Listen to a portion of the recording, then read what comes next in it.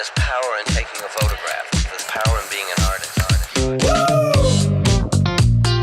It's the Phoenix Film Revival Podcast.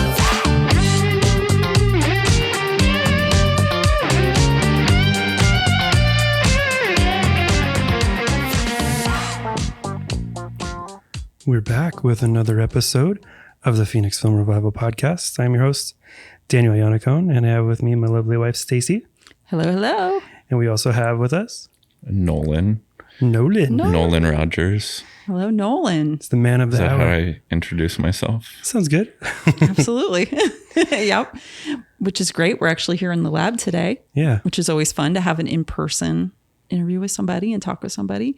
A lot of time we're on the internets and it's not quite the same. So it's nice to be in the dark room, but we're in here. We got the red light going. So we got a whole mood going on in here tonight, which is nice. Nolan's here from Ohio, all the way from Ohio. Yeah, Columbus, Ohio. It's a bit of a trek. Yeah, but it's worth it. Came here just for the podcast. Exactly. We're going to tell everyone that. Like, he drove all the way from Ohio just to see us. That's it. So, yeah. We're the only reason you're out here. Feels special. I feel like Dan and I have been connected through Instagram for I don't know how many years now, and it's good to finally put like a name to a face and all that. And yeah, I think I bought film from you like 5 or 6 years ago. I can't remember, but yeah, it's been a minute. Well, we're glad you're here, and obviously we wanted you on the podcast because you seem like a very interesting guy. So we're here to get your story. Yeah. So get the info. We got we made Nolan some tea in the lab, which was fun. We used the sous vide for the first time to heat up tea, which was amazing. Secondary use, which was great. Yeah, we had just took the little water kettle home, and we're like, well, nobody really uses it in the lab for tea. Famous last words. Yeah, and then I come barging in. Hey, where's the tea? We had the kettle here since like a year and a half ago, and I just took it home like I think a week ago. So we never used it. The sous vide actually works as intended now. But yeah, the sous vide actually heated food, so it's sort of it's tea food. Yeah, that's close enough. It's a drink. It's a drink. It's a beverage. Little Blicks in there. Yeah. It'll make you big and strong. Take the edge off. A little Blicks to take the edge off. Well, awesome. So Nolan, he takes pictures. He's used the camera before. Nolan's actually got quite a bit of experience with photography, and we're excited to chat it up and see what that's all about. But you go by Nolaroid on the grams. Nolaroid, which is a good name. Well, it actually started out as my Xbox Live gamer tag. Nice. Way back Keeping it going. Probably 2011 or 12, sometime around then. Oh man. And I'm trying to think how that all came about, but yeah, it was Xbox Live gamer tag, and then with Instagram freshly rolling out, I remember deciding to start posting some of my instant photos on Instagram, but I was shooting, lots of like 35 and 120 prior to that. Yeah. And sometime around maybe like 2012, 13, 14 is when I started getting the addiction to the Polaroid stuff. Nice. So, right before it went and it was gone forever. well, yeah, I had been thrifting and trying to find different medium format cameras and lenses and trying different things out, since high school through, a little bit after. And that's how I always, got different experience with different cameras. I ended up, getting rid of one, and then I was doing a lot of auctions, going to like online auctions, but like picking them up in person. Like there's a site called like Auction Ohio or something. And I was working full time and just like almost spending like my entire 2-week paycheck just all on camera equipment, picking it up and then like sorting it through and then getting rid of all the stuff that I didn't want to hold on to. But yeah, that gave me just like lots of experience with like different lenses, what to look for. And that kind of like ultimately led me into like looking for the films, Yeah. So Nice. So Polaroid seems to be a big theme. You got the peel in your Instagram, at least. Yeah, at least online is through the, online there's a lot, I guess, more heavily. Yeah. It's just like, it's annoying because it's like, that's what people like know me for, I guess, is like, He's the Polaroid guy. the Polaroid guy. Polaroid But guy. it's like, I'm just like, I love using the camera. I love like the mechanical aspect of the camera, with the Polaroid loading film, there's like just like a tactileness of like getting results and like physically seeing them right away. Yeah. And also experimenting with cameras, like I was kind of trying to use different lenses on different cameras or doing like Frankenstein type cameras. And like with the Polaroid film, you were able to check and test the lenses to see, like this is before I knew about like image circle and this and that. So I was like experimenting with like different lenses onto the 4x5 camera and what would work and what wouldn't work and stuff like that. So Polaroid was like such a good like learning material Oh yeah. for Get that for result. that sort of thing. Yeah. You get that result right away and you're like, oh, this would work better or that would work better. Yeah. Polaroid's kind of Right. amazing. It's hard to get though. Do you have like a stock of it that you just been hoarding, or are you just kind of getting it when you can get it? I've been, well, nowadays I know what to look for, right? So I'm like so immersed in like all the different varieties. Like I kind of know what I'm looking for. You're a And connoisseur. stuff. Like wine, but for Polaroid. Exactly. But stuff can like slip through the cracks, and I'm very thrifty in that manner that I'll just like, I'll be willing to like buy the cheaper option and Yeah.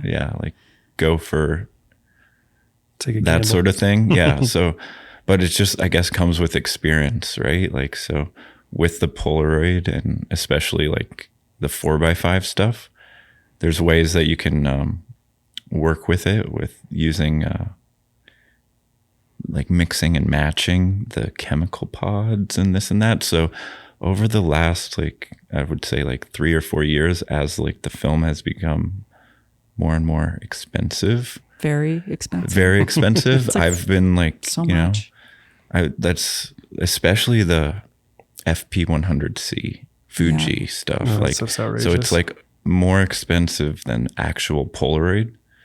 Yeah. Maybe because it's like better chance of it working. Yeah. Isn't it like $50, like 3 shots, something like that? It's like, I've heard some crazy numbers on what that costs. Yeah. So there's the one instant film. Are you guys familiar with one Yeah, I've heard instant? of that. So those I think are like a single sheet, or maybe come in a pack of 3. Yeah, and they're And like it's like $30, $25. yeah, or euros or whatever. But since I've been working with the material for so long, lots of times it comes down to like the film, like maybe getting stuck together due to moisture or different things. So I have ways to like separate the film prior to shooting. And this will eliminate the issues of like when you try and pull the tabs, it'll rip. And Yeah. I guess maybe not everybody is familiar with like this type of material, but it is like the pack film type where there's like almost like a tissue paper type tab that will like start the film. Yeah. And a lot of times that, like, because the film is, 20 years expired, it was like, will just rip or break, and then that will render the entire pack of film useless. Oh man. Right. You familiar? A little bit? Not a whole lot. Unfortunately, I haven't been able to shoot much I of haven't that. shot it. I've seen people shooting it and Yeah. using it, but I haven't actually done it myself. I think because of the price. There's somebody in the community I know who actually shoots a ton of Polaroids. So actually, there's probably about 2 or 3 people who I'm sure would know exactly what you're talking about. Right. So I guess since I have been like shooting it for so long, I am spoiled with the ability to have the experience of what can go wrong, because I've just been burned so much. Yeah. Like being thrifty, finding cheaper film. Ultimately, you're going to get like stuff that's dried up or stuck together or like rips off in the camera. And so, Yeah. That's good. You know what to look for, so you're not getting. I had off. a camera that I got from a friend of the family. My aunt, her friend down the street was having a yard sale, and they were doing a collaborative yard sale, I guess. And she had a Polaroid camera in it, and I didn't think much. I was like, oh, this is kind of a cool camera, but I knew I couldn't use it, and it had a battery. The battery was all corroded, and it's not like one you can just go to the store and buy. And I pulled the pack of film out of it, and I knew I couldn't really do much with it, but I ended up taking it and like pulling it apart. And I was like, wow, these are like real Polaroid shots. Like these are like OG Polaroids, really nice, like really thick, had a really nice like eggshell finish on the face of them, as opposed to some of these ones that you see that are like, I don't know, just like the newer version, I guess. But I pushed like the chems through, and it like made all sorts of colors, and I'm like, oh, this is cool. So I did that with the rest of the pack, and then I ended up making like a art piece out of it. That's kind of my only experience with Polaroid.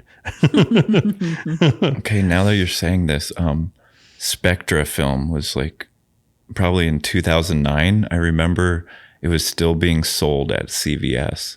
And so me and a few friends of mine, like in Columbus, we actually went around to like a few different CVS stores, and we're trying to like buy up the remaining stock of like what they were getting rid of. And I remember some stores like not letting us buy it and saying, oh, this is like past date, like we have to like get rid of this, and like would clear the shelf and like not sell it to us. Oh man, that sucks. But yeah, that was actually some of the first instant film that I shot, was like with the big hamburger Spectra camera. Yeah. And I think that's what this one was. Yeah. Yeah. It was like brown. It came in a box that was like square. It was like It's like an orangish brown hue to it when it gets expired. But back then the colors were still, you still had good reds, good blues. Yeah. I knew this pack was totaled, so I was like, I know the chemicals come out in this little pouch. It's like shoved it through, and it was kind of cool. It was like made this like array of like different colors, like purple and pink, and I don't know if there was green, but it was like mostly purple and pink and like black in there. But yeah, I don't know. Instax is, do you shoot any Instax? I like the Instax wide. Yeah. But I'm just like so saturated with the good stuff. the good stuff. And just also Missed the good 120 film. Like I have like 120 slide film that I picked up. There was a camera store called Columbus Camera Group in Columbus. Yeah. I hope so. And they were in an old church, and they would always get like, they went across the country, bought stuff, and we would always stop in there and see what they had new. And so that was like where I was getting like lots of expired film. And I think this was like 2012, 13, 14. It was $2 a roll for expired film. And I just, Man. this is like good old days. So I just had a lot of experience shooting with that sort of stuff. Yeah. Yeah. The, expired film is fun. I ended up getting a bunch of expired Ektachrome, and it was like totally fine. But yeah, I don't know. I just say no to expired. But then again, I don't like color. I'm like Stacy shoots pretty much. I'm just all black and white. Black and white, I'm black yeah. and white only. Yeah, but that's mostly just because I like to print so much. I guess I'm That's really cheap. what it is. I'm like so cheap. I like to like get bang for your buck Yeah. sort of thing. So like I was all like, at the time, maybe like $5 or $6 was like a new roll of color film, but you know, I would rather shoot like a $2 roll of film and just like shoot 3 of those and like get Yeah. experimental colors. And this was back when CVS was still developing film. You know, 35 millimeter, you could do develop only, and it was like $2.19 for one roll of film at CVS. And I had the V500 flatbed scanner and just like, so that was like, oh man, it's like 10, 12, 14. I don't know how many years at this point, but it's, I miss cheap film. yeah. Yeah. But yeah, Columbus Camera Group ended up in maybe like 2017, 2018. They said, oh, we're done. Like film's dead. And we went there and they were chucking 4x5 enlargers, like Saunders color enlargers, out of the 3rd story window into the front yard. And like some guy in a pickup truck was like loading up the enlargers to take them to the scrapyard. No. And then it was like a year or 2 later, like it became Popular again. and people were looking for enlargers and like, Of course. and it was like a lot of stuff became cool at that time. Like it was like Pokemon also became like cool again. Like I remember like, cause I grew up on like the red and blue Game Boy games and stuff. And I just remember like at that time, like the whole like, oh, this Charizard, you know, like, and Charizard being like online through maybe on Instagram or something, like Pokemon was cool. And like, so at that time, like a lot of stuff that wasn't cool, like really came back into style in like 2016, 17, 18. Yeah. The transitional. Old became new again. Yes.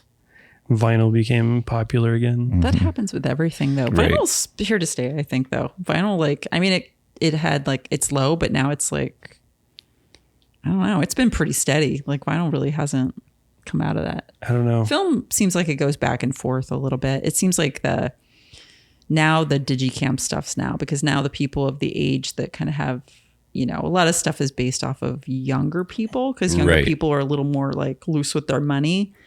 And those folks, they grew up with the digicam stuff. So now that's what's old to them. First gen digital cameras. That is. So that's sort of, I think, taken a little bit off the film trendiness that was happening there for quite a while here. We had a good chunk of time with it, but The year 2000 kids. Yep. yeah, exactly. Yep. Like, Right. they're puzzled by film. Like they don't know anything. They don't know it exists. Like it's just not something that they've never even heard of or experienced.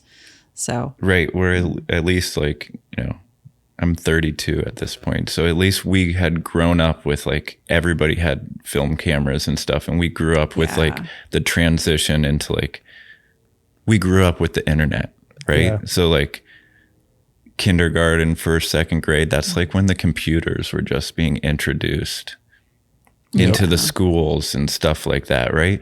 And like we didn't realize it at the time, but like we were learning computers like the same as our teachers and stuff like that, you know? So like by the time we were like 20 years old, we were like completely immersed with like tech and like the transition from like film to digital, right?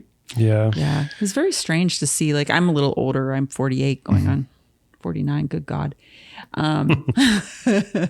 And I just had, it was film. Film was just the thing. Yeah. And then digital came out and everyone was like, at the time when it came out, everyone was like, it's gross. It's just bad. It took a really long time to kind of adopt digital from film because it was just so bad for so long. I'm like, right. And so expensive. Yeah. I'm like, film is so much better. And I remember slowly kind of making the transition into the digital world. I was like, okay, this is convenient. Like, but at the same time, it's like something felt very lost with it as well. I guess Right. So like I graduated high school in 2010. makes me feel So old. from like 2006 to 2010, it's like, if you want to be a professional photographer, you're shooting film, right? Like that was like industry standard. Like the real photographers are, you know, like looking at stuff on Tumblr, you're like, these are the real photographers, right? But at the same time, like digital was coming out, right? Yeah. So I remember like I did get a T2i around like 2010. It's like my first digital camera. And how many megapixel was that? 3?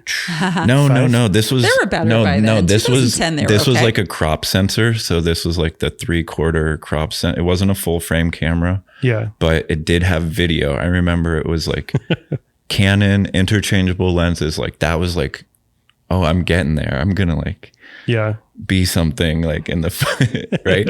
But I had that camera for maybe like 3 to 6 months, and it got like my whole camera bag got stolen from the skate park. Oh, With I had some film cameras. Like I had my grandpa's folding. It was like an Agfa folding, like 120. Yeah. It shot like 6x12 or something, like a really long Yeah. aspect ratio.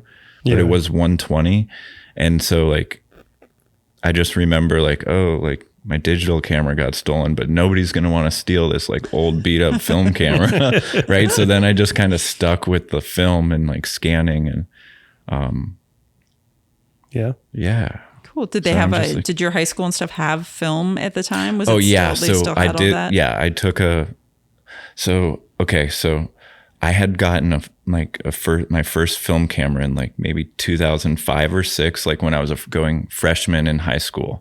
And, I had been skateboarding, and there's like a few friends that had shot photos or something. So I had gotten a film camera and actually learned how to develop my own black and white film at like an older, like somebody who was out of high school, but like in the skateboard community had taught me how to develop like black and white film.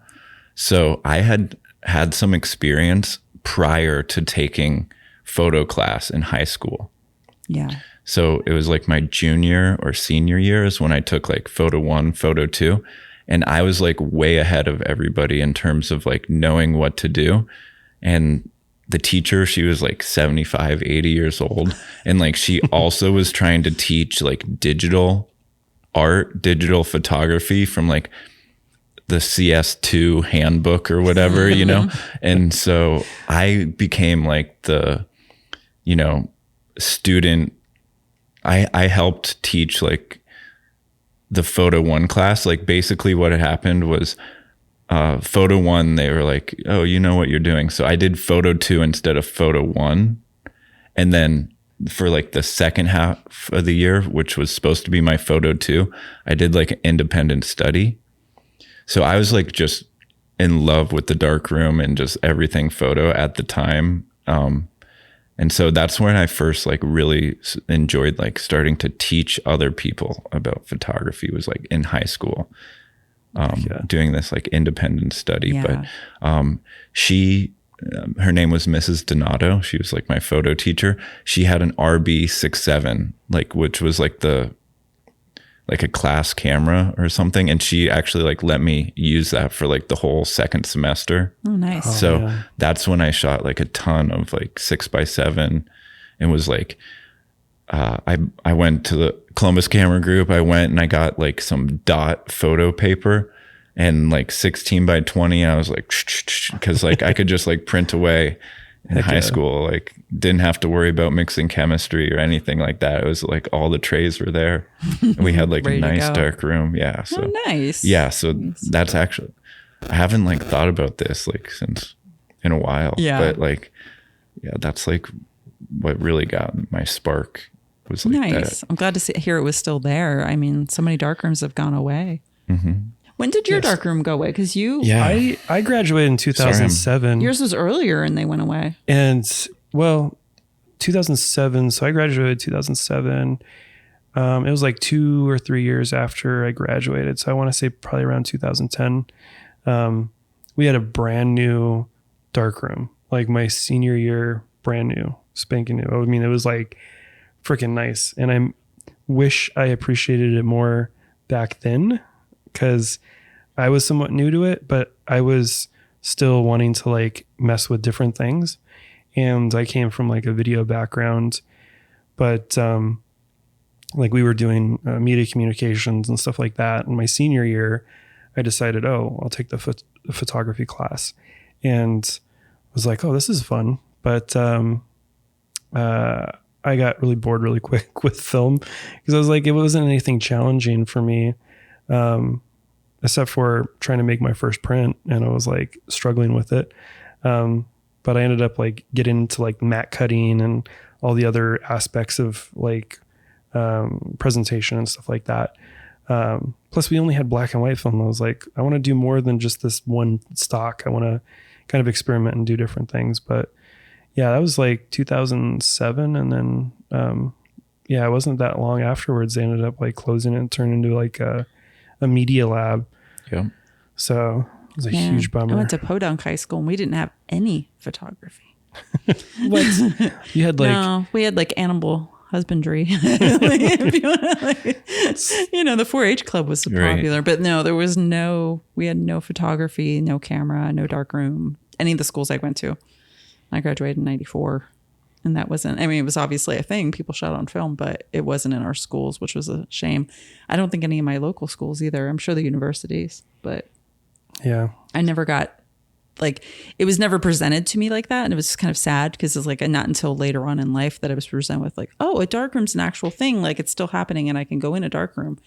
But back in the day, it was just like, oh no, you just send it to the 1 hour, and it was kind of, that was it. That was the way. Yeah. And there wasn't anything, I didn't think anything of it like that you could do more than that really. I was never exposed to it. I was like, oh no, it's just, 35 millimeter, just gets sent out, like medium format. Like that was not even on my radar until I was fully an adult. It's like, oh, okay.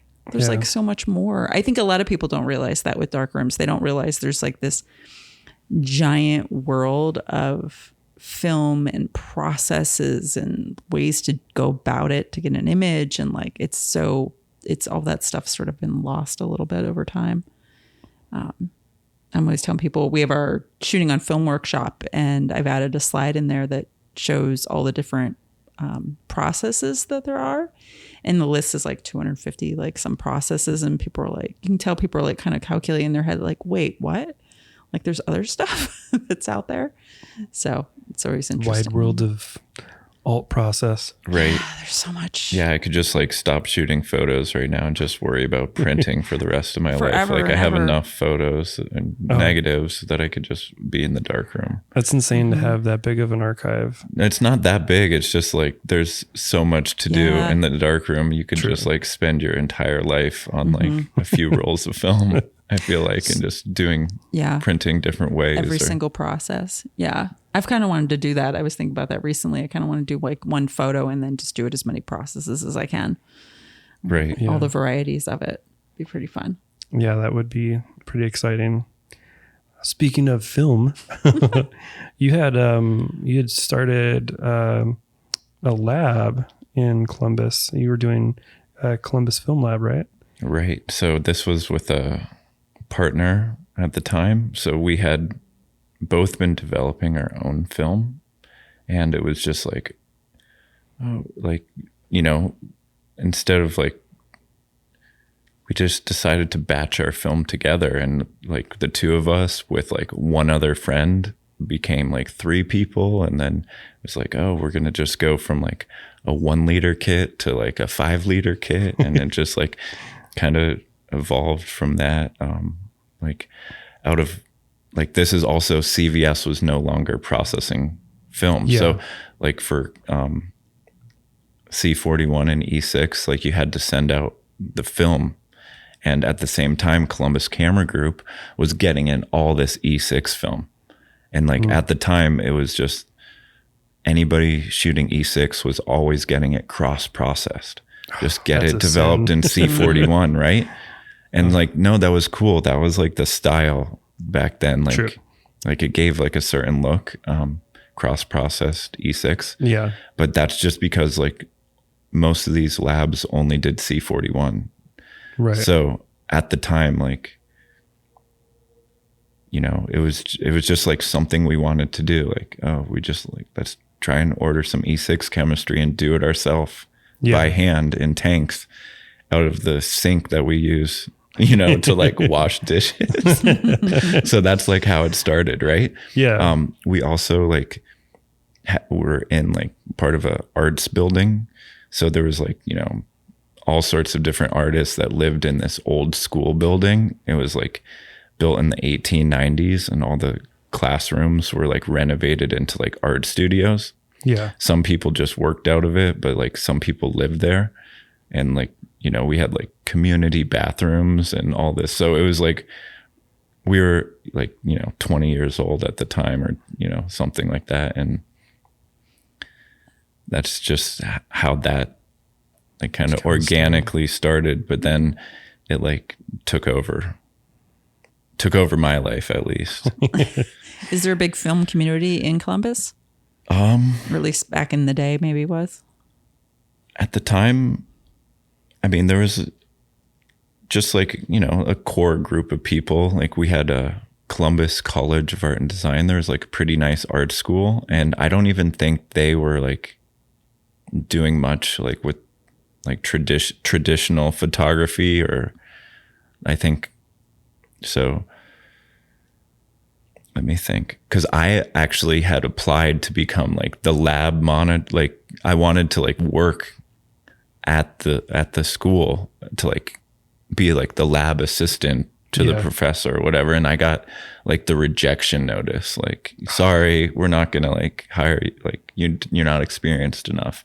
So I got like upset over that, and I was like, all right, well, I'm just going to do it myself. And so that's like, then like one thing led to another, and like went down the rabbit hole of like acquiring stuff and trying to set it up at home, sort of. Heck yeah. That's the way to do it. I mean, they were probably just like, they wanted someone who knew everything, but then you were probably learning as you went. Yeah, no, they probably, they ended up hiring like a freshman that was at the school or something like that, like Lame. Probably some girl, right? Because it was a male professor, right? And he wanted like a young, cute assistant. I like didn't fit the bill. But no. You weren't what he was looking for. Yeah, exactly. So, but yeah, no, it was all just for the fun of it at the time. Like it wasn't a thing about like, cause I was still working, I was working for a swimming pool company. So I was, working out of a van, going around to people's houses and like draining their swimming pool, cutting the liners out and like prepping it, putting new pool liners in, that sort of thing. And like photography and skateboarding were just like always like two things that kind of like went hand in hand. And so, yeah, but at the time, yeah, it was just because we started like batching our films together and we could bounce ideas off of each other. So it was like, rather than just doing it yourself, having somebody that you could like, oh, what if you do this or that? Like you could like, yeah. Oh, yeah. So that like really like fueled like growth and like the growth. Yeah. Yeah, having other people in the community sharing that sort of information, like stuff you wouldn't think of, like surprisingly enough, that's a huge, I guess, catalyst for growth and being able to like evolve. Like for us, I mean, I've been kind of running the lab here, and back when we started, it was kind of just, I don't know, I was like the one who had to have the decisions on everything, and at the time I was like excited about doing all sorts of different things, but it was hard to like grow until other people like, contributed and gave information. But so you guys pretty much like grew into Columbus Film Lab. Right. Well, she had gone to school. She had like 4 years of school in photography, right? So she had like all the like, and so I had only had like high school photography, and I was like taught by my friend who is a skateboarder. So like I've, developed water fixer, no stop bath. Like I was very like crude on like how I would develop. And then she like learned the traditional way, like notes and everything. But when she was at school, like people were doing digital, like doing their assignments digitally, but she wanted to do it like on film and do the same assignments, but doing film because she had access to the darkroom. So she had was more precise on all of this stuff. So it was like almost a little bit of a clash. Like, you know, mine was like more like grandma's cooking, just like throw a little salt in there, you know? And then she was like following the exact recipe. You got to do it right? exactly like this. Yeah. Like measure everything out. Right. Yeah. So it's like, so I learned a lot from like, just like working with her Yeah. in terms of like different ways of printing different things, you know, like printing and, but yeah, we worked it out and eventually just like made up some business cards and like handed them out at like the art galleries and, you know, just like friends and like coffee shops, like pinned them up on the bulletin board and yeah, just like slowly grew from there. We we went from like a couple rolls to like slowly getting it going and then like got some more scanners and just like, you know, it kind of like took off from there. Awesome. So you were doing more than just flatbed scanning, right? Were you using? At the time we had just had the pack-ons.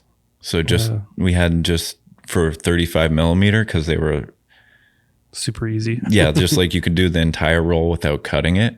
But, those scanners, weren't good for E6 and, they couldn't do 120. So we were still having to flatbed scan all the 120. So it was still like very, we were still working out all of the kinks, right? So it took a little while until like we had developed like a better system to be more efficient, to be able to do more. And like also just setting up like wholesale accounts with like to get the chemistry and blah, blah, blah. And just like all of that. But it was a good learning curve. I bet. Right. You learn quick. Yeah. That's a lot of money. How do I deal with all this volume? Money and No, time. yeah, it wasn't. We didn't have that. I mean, we did have some volume, but it wasn't like we were doing all the other stuff, like trying to build a website, trying to do like point of sale and everything. And this is like right at the same time, like Square is coming out, like the point of sale, where you could do like contactless. Life was like, or, you know, like, you have to dial I'm trying up to think. with Yeah. the little pads and stuff like that. Right. Yeah. So it Pay was like some obscene like startup cost. right. So it was like just doable. It was like probably 2015, 16, like, I don't know, something like that, where it was just everything was new. Yeah. Right. At that time. Yeah. That's a lot of work. Yeah, it does. That's involved doing all that. Were you still shooting during that time? Like, Oh yeah. That's like what the whole time. yeah, Yeah, but you were we in the were bulk just of like, it. we were just like, that's what we wanted. That was like our thing to do, was like shoot photos. And we loved like thrifting. So we were like thrifting, traveling, shooting photos, like just through like in and around Ohio and that sort of thing. Right. Ohio. Yeah. I make fun because I'm from Pennsylvania and we go, Ohio. Ohio. What goes on over there? We don't know. Our neighbors Yeah. in Cleveland. That's what I never got to Columbus. I've heard Columbus is nice though. Out of all like the jokes about Ohio, I've heard Columbus is actually quite nice. So I'm assuming that's the case. Yeah. I'm like not super familiar with Cleveland. Like I've only been there a handful of times, like maybe like, 5 to 10 times. And it's only been for like skateboarding or like little trips like that. And more so we would go down to Cincinnati because it was closer. Cleveland is about like maybe 3 hours away. Yeah. Where Cincinnati is like an hour and a half. Yeah. So to do like when we were 16 years old as skateboarders, like we would just like get a car full of 4 or 5 people and like everybody chips in $10 and we'll like drive down, go to Cincinnati for the day. Heck yeah. And so, yeah, like that's where like the photography for me, like skateboarding and photography, like we're like hand in hand, just like documenting like our trips and just like trying to shoot a skate photo or That's cool. hanging out with our friends. So that's fun. I'd die if I got on a skateboard. immediately. I was a poser on a skateboard. Like I couldn't skate. I can't even do an ollie. You just stood on it? Yeah. I was like, yeah, this is fun. It was more of like rollerblades. I was one of those guys. I was hot for some skateboard kids when I was young. Yeah. I grew up with I'd like hang near them. Rocket Power and like Brink. Remember the Disney movie Brink? It was like a rollerblade movie. Oh yeah. That was like, yeah, man, like that's right like up my alley. Like that long was time like, ago. that was like, I had been, I already had a skateboard and rollerblades, but like when that movie came out, I was like, oh, this is going to be my future. Right. I never heard of that. Rollerblades. Yeah. Skate It's on. like a Brink. Yeah. It was like a 90s Disney Channel movie. It was About rollerblade. No, it was like a cartoon? live action, like a live Wow. action Disney movie that they produced, and it was like, I know the name. I remember. I don't remember anything about the movie. We'll have to look it up afterwards. I'm bad with Disney movies. for me, I had already been skateboarding, and so seeing like the skate park, like the indoor skate park in that movie, I was like, oh my gosh, look at this, right? Like, so just like weird things about it, right? But I had been skateboarding since like 6 or 7 years old, like since I was a little kid. And my uncle actually is the one who like got me into skateboarding, or, Yeah. he had skated in like the 80s or so, right? So he like is my dad's brother, right? So That's cool. that's kind of like got my spark with that. But yeah. So did you do any photography with like, I think I heard you mention once before you like shot some stuff for like vans or something. Maybe I just made that up. I don't remember. yeah, But no. Did you I haven't. do anything with like any of the skate companies? No, not commercially. Just like a few of my friends, They're Or, the skate like, shoes, all my- right? yeah. I mean, like I'm showing my ignorance. all of my friends that have like stuck with skateboarding are like really good and like are doing something with it.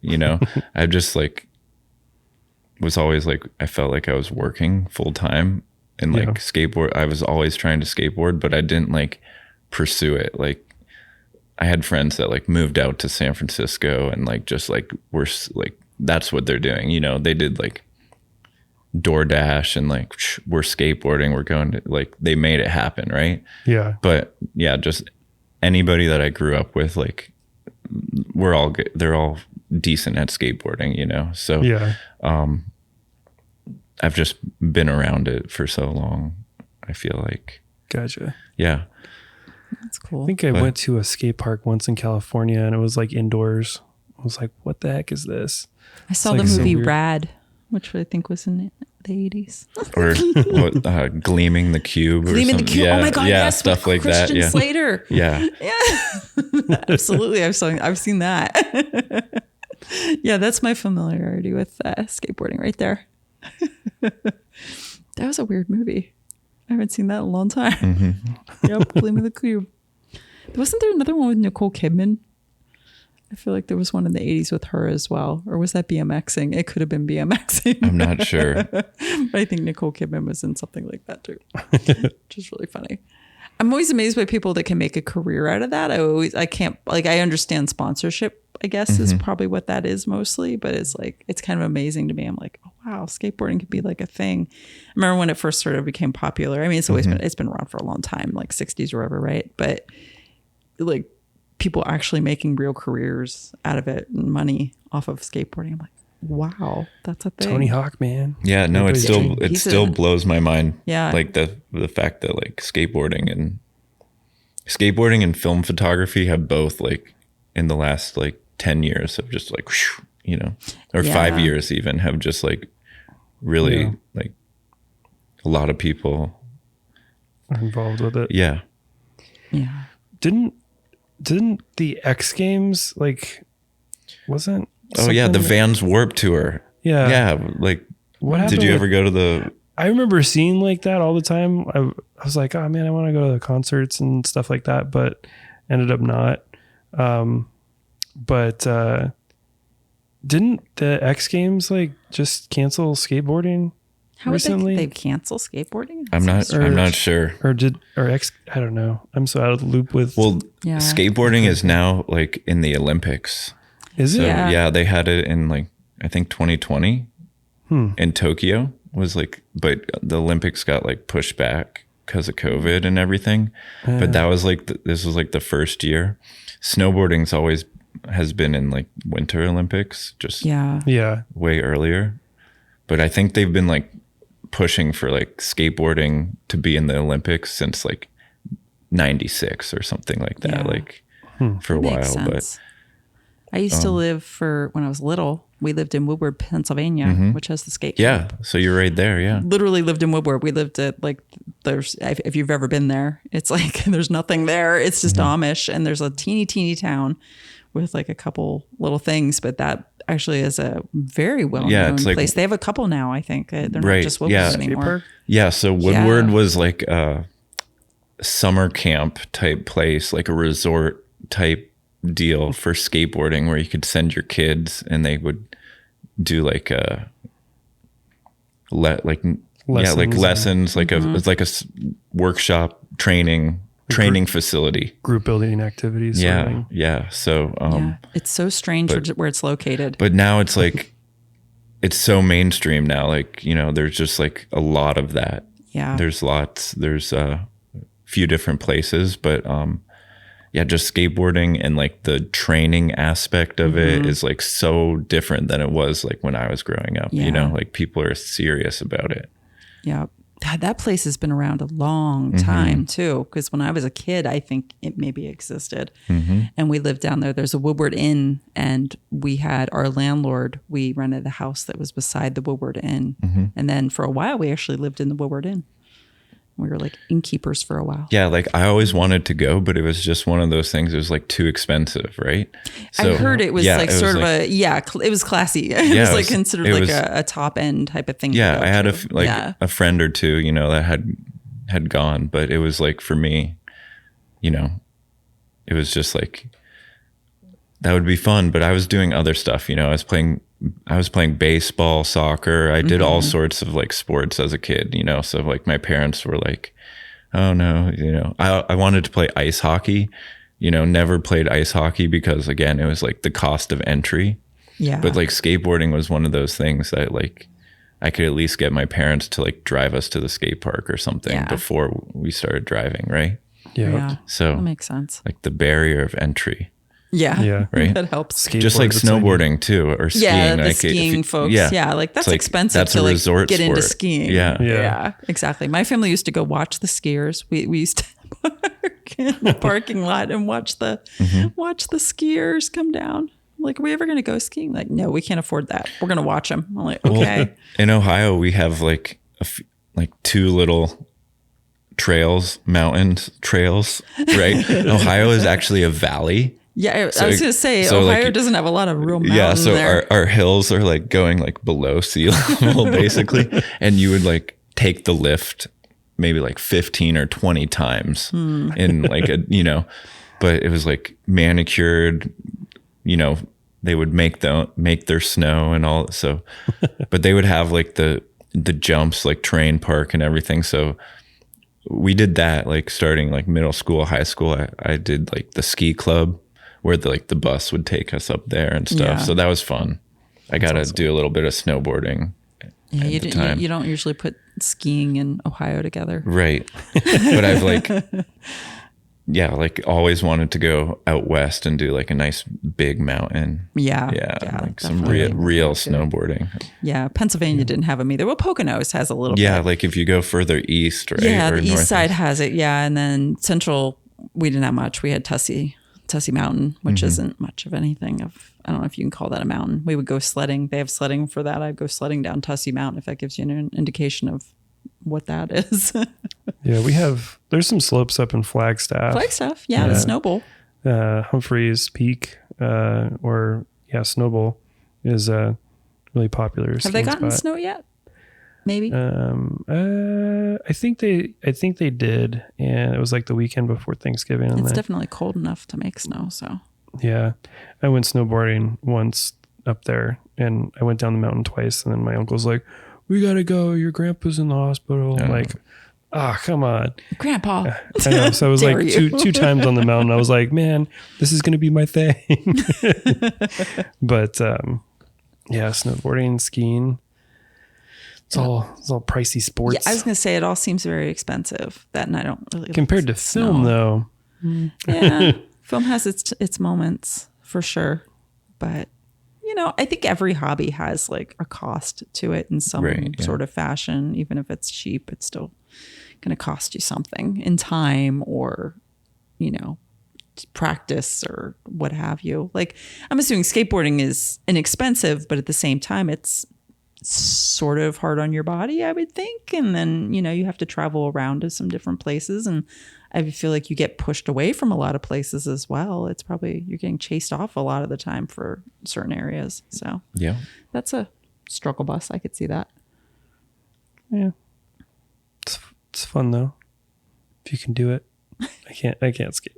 No, I'd be afraid to see you on skates or anything like that. Same here. I know myself enough to know to not get on a skateboard. Yeah. I don't have that sense. Have you had of, any crazy balance. injuries skating? Did you break an arm? or leg? No broken bones, actually. Like rolled ankles. That makes sense. A rolled ankle, smashing your shins or stuff like that, It's the worst. slamming like your elbow, like, just like completely slamming. Any concussions? Maybe one concussion that I remember, like it was like a mini ramp, half pipe mini ramp. And, I was doing like frontside air and clipped the coping, like coming back in.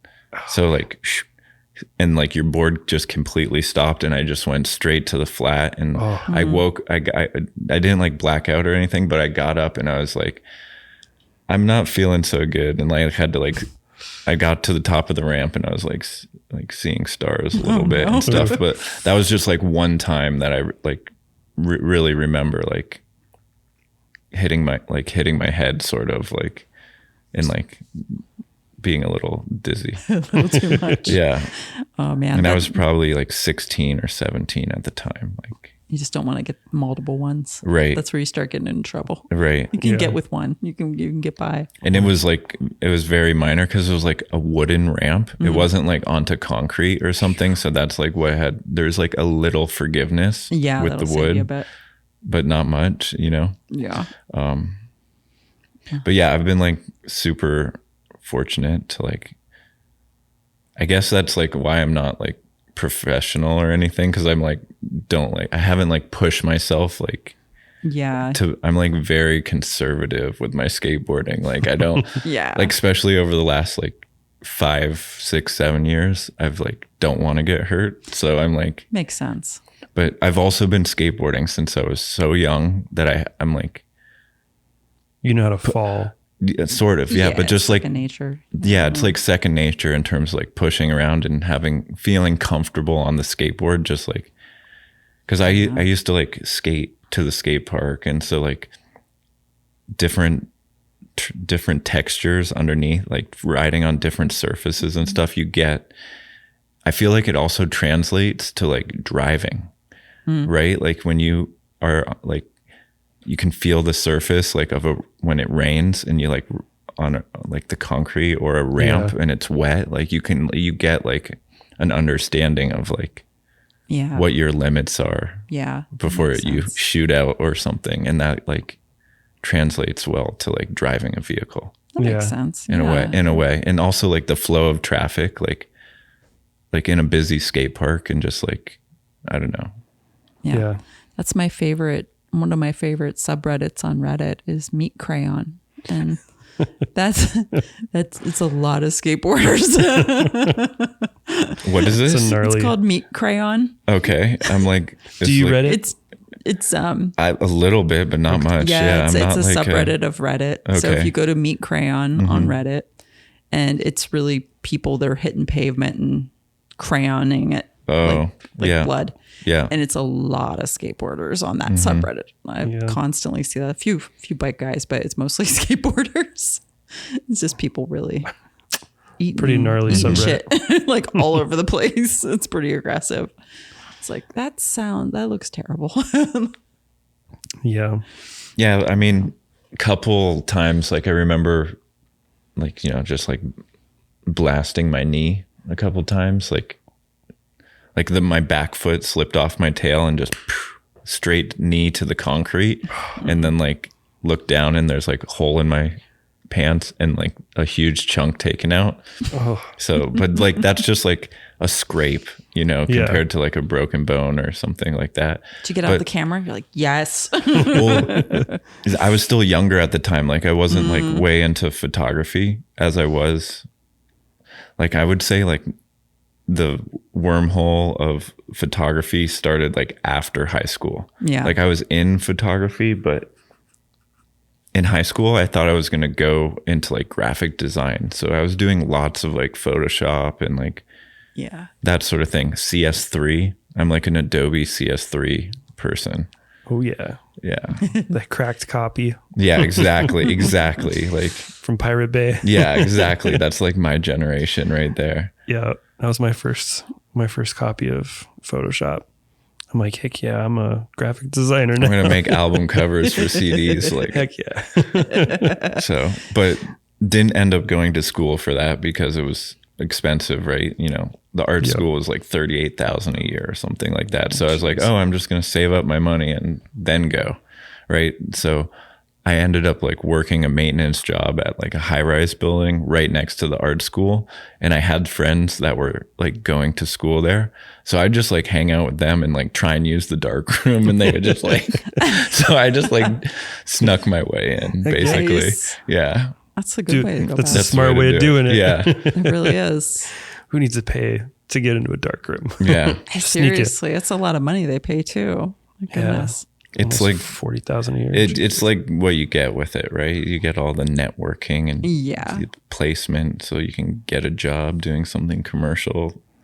So yeah, that's what I think it's about now that I look back on it. Yeah, it's who you know. It's a lot of that. But no, that's great that you were able to access that and use, you know, still be able to access the dark room and everything and get in there Yeah. and do stuff. That's nice. So you've been traveling. Like, how long you been on the road? At this point, it's been since the end of August, so like September, November. You're like 2-3 months. That's a while. Yeah, You're I know. a nomad. A while. Yeah. So What's that like? Just, you know, picking up and like, you're not even in a van, you're in a car. I'm in the car. So It's crazy. So back in like 2021, I used to work at a Marriott hotel, and they still have like, I shouldn't say the name, but they still think I'm like employed there. So I still have been like using the employee discount for some hotels. Nice. But Is it a good discount? decent, you know, Yeah. it's based on availability. So it's Okay. like if there's not room, like if they're not going to sell the room, they'll like discount it, right? So it's like a win-win. Yeah. Right. But half this trip, when I went up to Vancouver and everything, I stayed with like cousins, stayed at my grandma's place. So I did lots of like couch surfing. Yeah. And so it was like home base. And so now I'm on like my return trek back.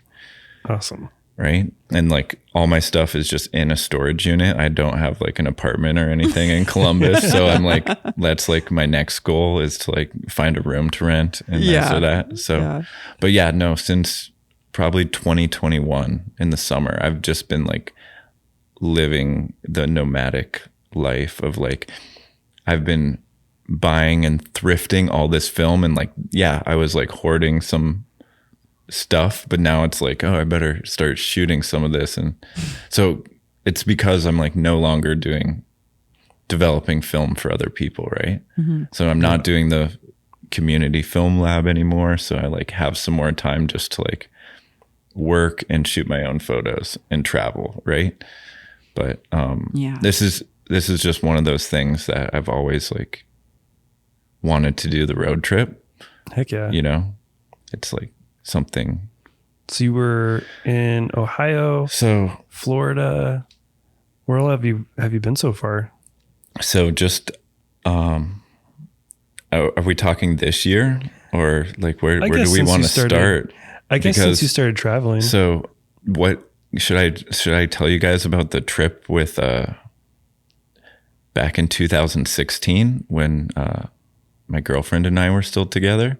We had like hitched a ride with our friend that was actually going to Tucson, Arizona, Okay. to like visit her daughter. So we were like, oh, this is like a good excuse to like hop in the van and like shoot some photos and stuff. Yeah. Well, like day 3 or 4 on the trip, we ended up stopping in Denton, Texas, and met Armand with like Denton Camera Exchange. And he was like, oh, Jason Lee has like a studio down the street. You get like, do you want to go over there? So we ended up going over to his place and like hanging out for a little while. And Jason was like, oh, you guys are going on a road trip?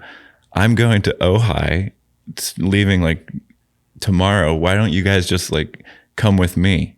So we ended up like jumping ship and ended up doing like a 4 or 5 day road trip along like Route 66, sort of like to from Denton, Texas, all the way to like Bakersfield, California. And so crazy. we spent like 4 or 5 days with him shooting photos. And this, like, we had like our 4x5 and some Polaroid and stuff at the time. So that was like a really like inspirational moment for like, man, this is like, that's where I got the road trip spark, was from that. It was like, and since this was like, this is January 2016. So it's been a while. So I've like wanted to do the road trip since then. And I'm like finally doing it now, and like post COVID and everything. Right. Yeah. So I've just been like doing the darkroom thing back in Columbus for a while. And then like just recently this year, I've like got my old car and like been doing the road trip and everything. But at that time I was like too young and like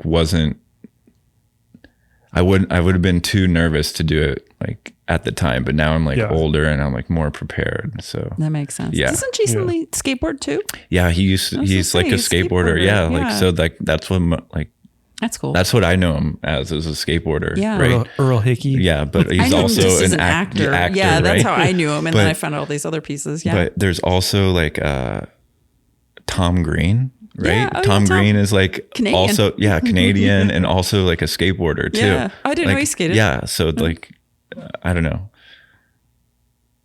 Yeah, so there's like I don't know what I was getting at with that, but like just like there's like a tie with the skateboarding and like so Yeah. Well, that's cool. yeah, so we had like awesome time, like definitely like super highlight. It was like Heck yeah. doing that trip, and like that like gave me the spark of like the American road trip across the country sort of thing. I'm sure there's a lot of So- people who would die to, go on a road trip with Jason Lee. yeah, Yeah. really.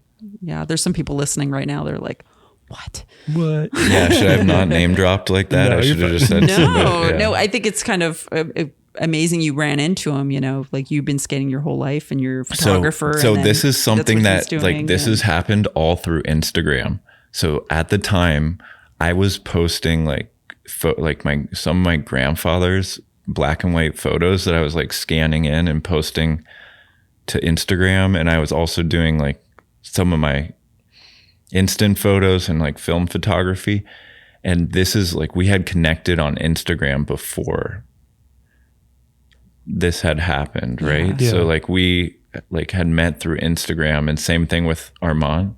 We had done the film swap, right? Yeah. So we had like maybe had traded some film, like, oh, you got some type 59, we'll send you some 55 or whatever, right? Yeah. Like different film, like, so when we stopped through, we like just wanted to meet him in person and stuff like that, and like check out the camera store, and That's awesome. and so it was just like such a cool experience, right? So we could like, I guess, going back through the photos and stuff, I could like tell you the whole story, but more recently, just like since 2021 in the summer, like basically stopped doing the film lab, put a lot of that stuff into like a storage unit, and then I got in my car and like drove down to Florida and ended up getting a job at the Marriott Hotel resort right on the beach.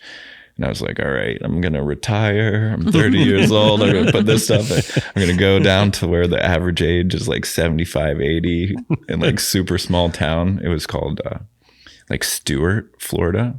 And so like rented a room down there, got a job, and just like worked for, I was originally just going to go on like a 2-week or 3-week trip. Yeah. But like ended up like going for like the whole winter. Like maybe 8 or 9 months, I would say. That's nice. Well, you missed the Ohio winter. Yeah, exactly. So it was like my first like I don't know, and I was skating every day, like all the time. I was like, oh, I'm gonna skate. Like it was like, oh, it was so awesome to be like. But you guys are from like you guys get that every year, right? Whereas we get the snow and the freezing cold and the we get a lot of seasonal depression. That too. We're finally coming out of that. We're finally in the cool weather. It kind of just turned cold we too. get seasonal depression, but in the summer. In the summer, yeah. So we're finally coming out of our long, hot summer. So, but it's weird. It changed really quick here. It was hot. And then we've been going back and forth. I've been turning the air conditioning on and then the heater on in one day. I'm like, okay, it needs to just get cold. But it's finally kind of getting there, which is nice. I mean, relatively speaking, it was like 63 or whatever. Yeah. Just like for us, it's pretty cold. But yeah. Yeah. So you've been traveling still? So you've been kind of wandering? So like after Florida, like it was like an issue with like, I had gotten the car that I'm driving now, this 1991 Buick. Yes. And I had bought it down in Florida. And so I had to like drive it back up to Columbus to register it and everything to keep my like, cause I was just like renting a Verbo and like doing like month to month. And I was like still not like, you know, I didn't like switch over my residency or anything like that. And it was like really like last minute. So I had like 30-day temporary tags on this car. And I was like, oh, so that's when I went back up and it was like, you know, what, March, April, something. This is like April. So it was like getting warmer, stuff like that. Spent a few days or a few months in Columbus. And then what? In July, I had the opportunity to go to New York and work at a photo lab. Awesome. So somebody had offered me a job to work at a photo lab in like Lower East Side. And I thought, oh, this will be great. Like I have all this experience doing film, but this is like the big commercial New York lab. Like, and I'm not running the ship. This should be like a walk in the park. So that was like the best thing. It was like, I loved working there. And like, you know, it was just like, you know, developing, scanning sort of thing. We had the, you know, dip and dunk processors, whereas like before I was like doing everything by hand. Yeah. Patterson tanks, right? Oof. But so this was like a new learning experience.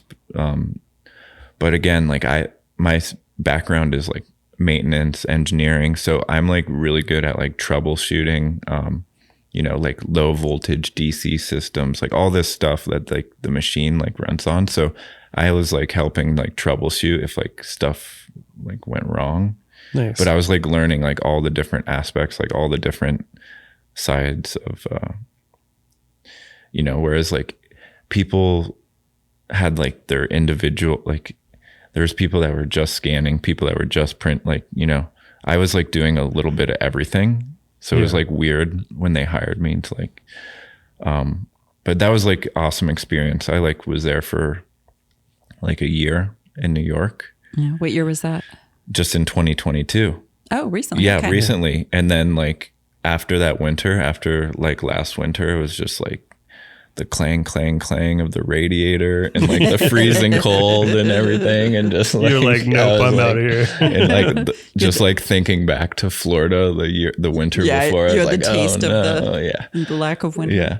So, went back to Columbus and stayed at my sister's place for a little bit and like dealt with my storage unit and then like prepped my car. So I did like the YouTube mechanic, like spent like 3 weeks at least. And like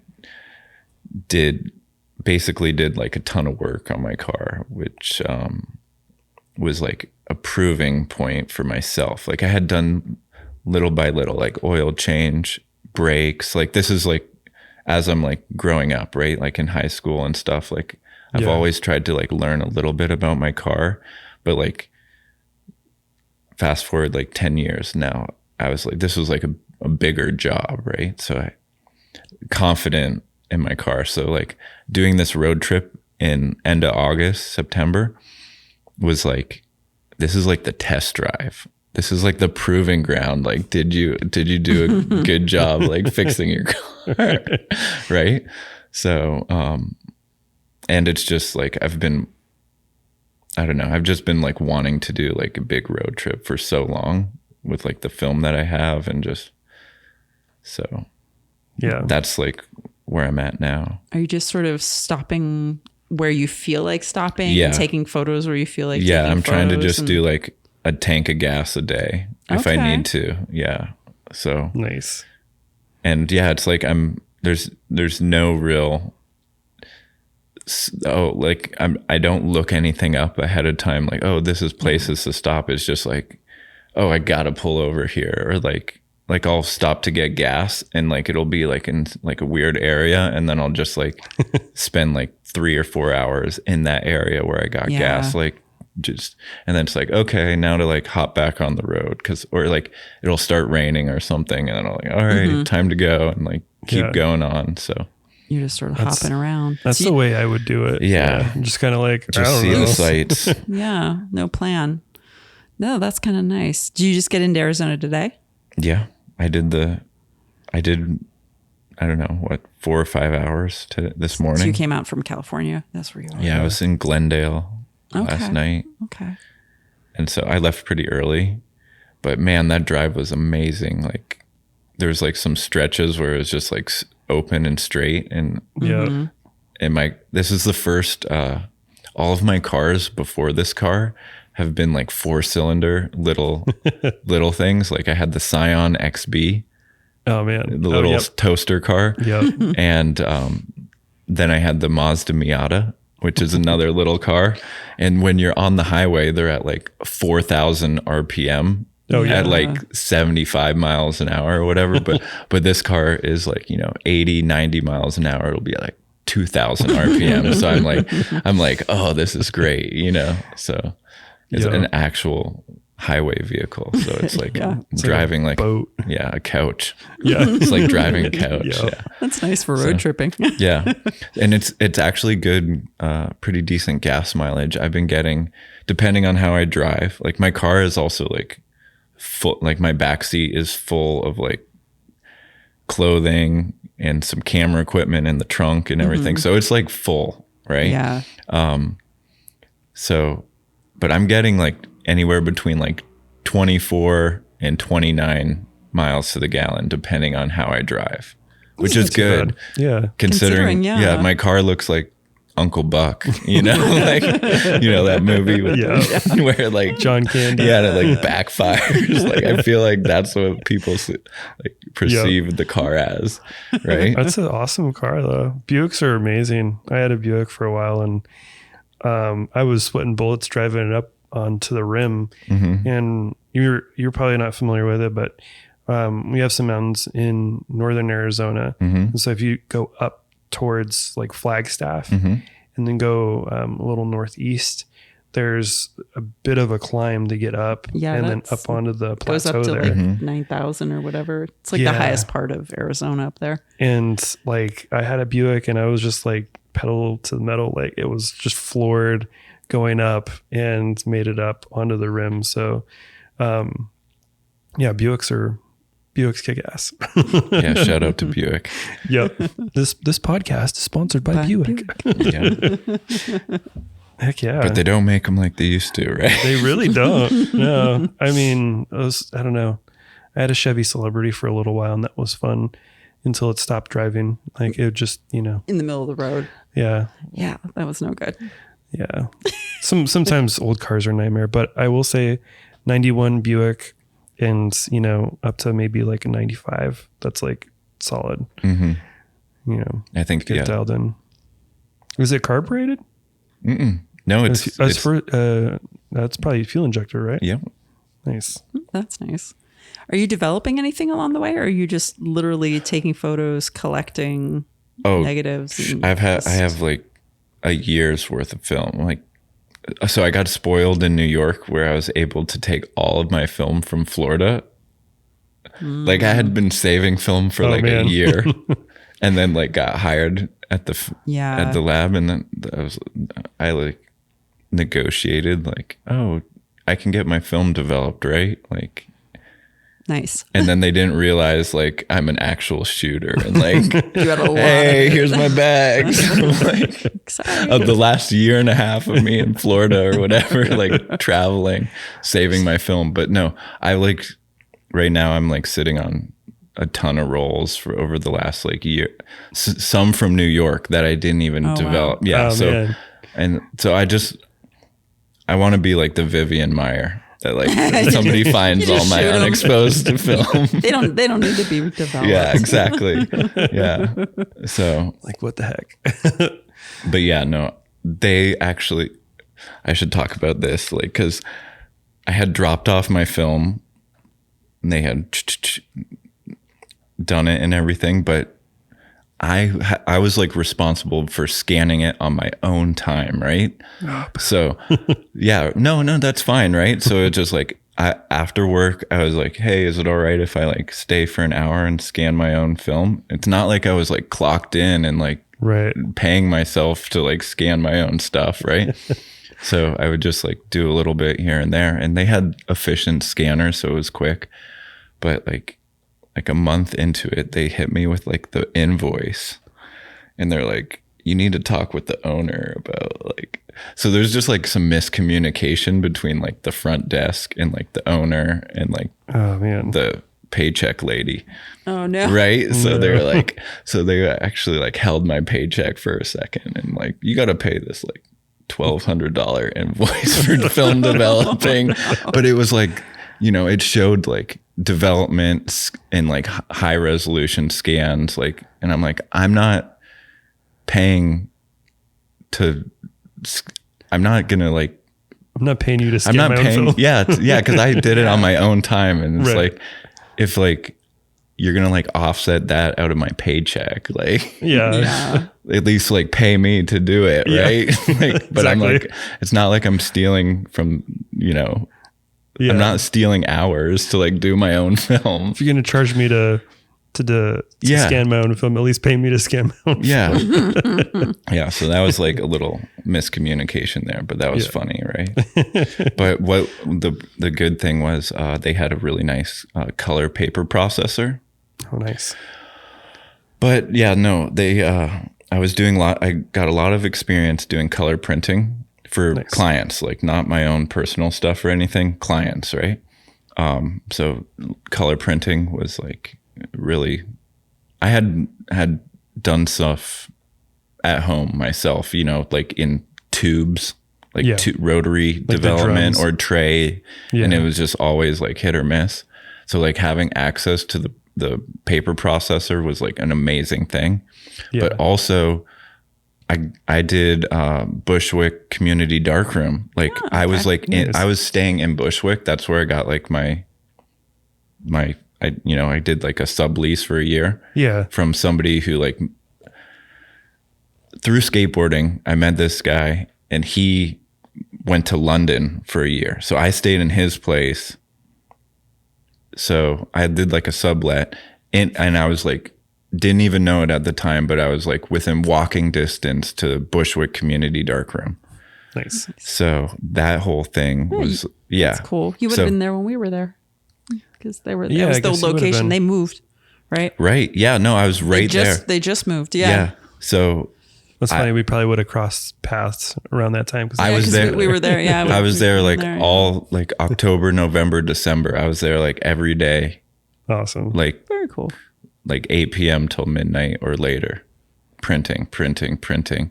And I had worked out the best deal ever because I was like full and ready to like pay my membership. But I walked in there and I was like, hey, I'm from like this photo lab, like, right? Should I say the name? Sure. Yeah, like CRC. So it's like in the Lower East Side. It's called Color Resource Center. And so I was like, hey, I'm from over there, like just started working there, blah, blah, blah. They're like, the woman who runs it was like, oh yeah, or like our Noritsu, their filmed processor was like broken. Oh no. So I was like, well, we have like the dip and dunks. I can just like take the film tomorrow. And so I had like taken all the film and like brought it in to CRC and like just develop this and like let's worry about it later. Like you're gonna need to give them a discount, right? Because like they have like such a big lab, they have like such big overhead and everything. It's like they're not in the heyday of like every photo is a film photo, right? Right. So like they just like needed more film, right? Yeah. So I was like, this will be a good opportunity to like get them more film. So I told the owner, I was like, if you do not give this person a discount and like develop this film, you're going to be losing money. You know, Yeah. You're like, need to do this film because you don't have enough film to run. Right. Right. So I offset that with like the membership of like using the darkroom and got that whole thing set up. Nice. So that was like kind of cool. But yeah, so I don't know, like they're still like transitioning, moving to a new space. They found a new space. I forget. It's right off one of the subway stops. So that's cool. But I don't remember now where it's at. They just announced it. It was like just very recently. So they have an official new space. I was wondering. It took them a little while to find one. Yeah. They even put their machine back outside. I was like, whoa, that's bold. What do you mean? That the machine with the film in it. Oh, yeah. Kept on getting broken into. Yeah. I'm like, they put it. I'm like, I wonder if they're I actually leaving like that outside again. I was like stashing. I would take like a roll of, because I had like expired film and stuff. I would put it outside of the vending machine. Like there was like a little rail or what, and I would set the roll of film like outside the vending machine and let somebody get a freebie. Like I would use the dark room and I was like in such a good mood. I was like, oh, here, somebody can have this. Right.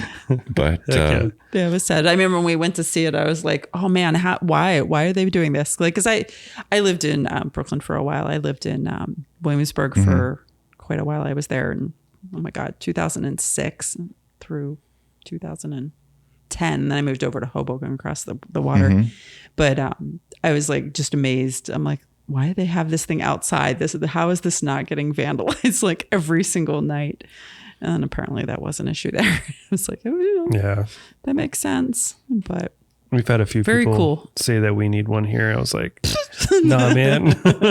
if you're a grown would ass not person that work. needs to steal film, like, oh my gosh. Not cool, man. I Yeah, know, not cool. Ridiculous. But also at the same time, it's like, that's going to happen probably. Yeah. But I that was a very cool idea when we went. I don't know if we Yeah. bought any out of the, I don't think we bought anything out of the machine when we went. We went inside No, and we we got didn't. a very nice tour. I forget who gave us the tour, but somebody gave us a tour of the old workroom that they had. Got some shirts and stuff. Yeah. Scored a shirt, but I outgrew the shirt. So Oh, well, if we're on the topic of smash and grab, the photo store in Columbus, somebody like drove a commercial truck through the front door. Oh, this is like God. called Midwest Photo. Somebody yeah. stole a commercial pickup truck and like crashed through the double doors, jumped out and like, because it was on the news and everything, right? So I went in there and I was talking to the person. I was like, oh yeah, I saw that. Like what happened to your front door? And they're like, oh, we got broken into. Well, apparently they like went and like the stuff that they grabbed was like cable releases and like they had no clue didn't about know. photography. They didn't know what they were actually whatsoever. Yeah, they stealing. thought they were getting all this good stuff. this looks expensive. Yeah. Oh my gosh. Like little do they know there's like all this other equipment. That You know? happens. Our building was broken into and someone came through our space and didn't take a single thing. Yeah. It was before we fancied it up in here a little bit though, but still like they came in and probably were like, huh. just kept on walking. Unfortunately, Kevin up front got hit. He was up in front of our building. There's he does piercing and scarification and stuff, Kevin. And he had a whole bunch of jewelry taken. But in here, like, I don't think anything was taken. No, we were pretty fortunate. But then again, I mean, yeah, I don't know what you would steal in a dark room. Right. Well, like what looks expensive? Well, it all looks like it could be expensive. The Bessler 4x5 and larger. Good luck getting that out the door. They can't make it out. At the time, we had the 8x10 and larger in here too. I'm like, like, what's that? I don't know. I mean, maybe steal like drinks out of the fridge or something. That's the thing about like darkroom equipment. It's like if you can like put the initiative into like sourcing it and like driving and picking it up or renting a vehicle, it's like so much better than just like paying full retail price. True. Right? Oh yeah. So love Freestyle to death, but like a new and larger from them is like $1,200. Yeah. But you could get like one of these. Or B&H. Oh, like if you look at this, anything it's outrageous. Darkroom related. Yeah, I was looking at. It's crazy how expensive all of the darkroom stuff is new, and then you can get almost every single thing for free, or like $50, kind or of easily. Yeah, it's a very strange. The market. Rodenstock lens, 50 millimeter Rodenstock lens, was I kid you not, like $600. Yeah, I'm like, are you kidding me? I have like a bunch of those. Right. Like I could trade all these in and get a Leica. Right. But realistically, it's like, no. I don't know. People don't. $50. I don't know. People, maybe 2024 will be the year of like enlarger lenses coming back into style. You know? It's like the cameras had their whole like overpriced moment, and now all the the other stuff's going to come back. The reason those were like so expensive is because like you're only as good as your enlarger lens. That was like the mentality in the darkroom days. Like you need a really sharp lens to get, like if you have like really good Leica glass or whatever, and then you're just using like a Vivitar enlarger lens, like you're only as good as like your print that you're gonna make, right? So the enlarger lenses, people were like spend their money on that, right? Yeah. But now there's like just a surplus, I feel like, of that sort of stuff out in the wild. Yeah. But also, don't forget about grain enlargers. Oh, yeah. Grain enlargers is like the key to anything, right? Yep. Like I have like the specific grain enlarger, the metal. I don't know what it's called, but I cannot use those little plastic Patterson ones to save my like metal's where it's at. Yeah, the big metal ones. We have the like, metal ones. Yeah. Or just like, you know, having a nice clean surface, like, nice you know, easel. like, yeah, just all that sort of stuff is like crucial. Yeah. It's weird with the whole market for darkroom equipment. It's kind of such a strange thing because it's like it's extremely valuable to the right people. Right. And then it has absolutely no worth to everyone else. And like negative carriers. Yeah, negative carriers. Like, you know, it's like those things are super expensive if you try and buy one online, because everybody knows that, you know, the person who's actually buying it, there's a value there. But to, you know, most people, if it's in a box with a bunch of other stuff, it's like, oh, it's just, you know, junk. Let me just throw it in the trash. You know, it's like kind of crazy. I don't know. And just the amount of stuff that's like out there in the world and how much of that stuff is just like going to the landfill like every single day. Yeah. It's like such a shame. There's probably so many like Craigslist ads out there that have just been sitting for like 2 months, and the person's finally like, well, nobody even contacted me. Yep. This is going to Goodwill or going straight to the dump. Yeah, to the trash or something, you know, and like paper. Oh my gosh, you could like old expired paper. Yeah. Yeah. It's insane. So much. But again, it's like, did you guys print much with expired paper or try to? I do. Yeah. Stacy does. I pull it out. I'm like, we have a giant pile here in the lab. And when I get to printing, I'll just go pull like a random one out, and then I'll mark it if it's like good or bad. Yeah. And even the fog stuff, I'll keep it. Unless it's like super duper fogged. I was printing recently on like the really big paper, and it's fogged, but it worked. Yeah. You know, and then you can use it for some alt stuff too. Yeah. So No, if you just like want to print, it. you know, like, and you just like want to go through the motions and just have fun in the dark room, you know, you don't need to like buy $100 box of paper. You can just Yeah. get some. Well, it's like, get something. And it's like, I'm not putting that in a museum. It's fine. I don't care. Right. I'm not reselling this. And you can always go back and like, if you get something that you like and you're like, oh, well, okay, now I'm going to get the good paper. Yeah, and I can go back and do better. Yeah, I have prints up on the wall here that are like fogged paper. I'm like, I don't care. It's just stuff on the wall and here in the lab. I have gotten some like really interesting results from like, or stuff that I've liked from expired paper. Yeah. That gives it like kind of like a marble finish that I've, Yeah, it's worth keeping. That's why we keep it. The only time we ever throw it away is if it's like beyond fogged. It's like There was nasty fogged. this Right. crazy Kodak paper, Kodak Endura, and it's black and white paper. Pretty sure it was the Endura, but I was making prints with it. I'm like, this is just so clean, so easy. These prints look like so good. The tonal quality is exactly where it needs to be on everything. And if I tried to make that same print with Ilford, it ended up being like not good. Like I couldn't get the highlights right. And there was this one print I was making where it was actually the hood or the trunk of the back of a car. And it was very subtle density difference in shading for the way the light was hitting it. And with the Ilford paper, I couldn't quite get the tonality there. And so it just kind of was blown out. As where with the Kodak paper, I was able to get just a little bit of a tone on the top to kind of give dimension to it. And then you can actually see it's like a trunk. And I was like, man, this paper is like so good. And I only have like 5 sheets left. That's the thing. Yeah. When you get like, some no. of the stuff that works and you're just like limited by whatever's left. Yep. Yeah. Yep. I have some like Ilford stuff that the person had wrote like purchased.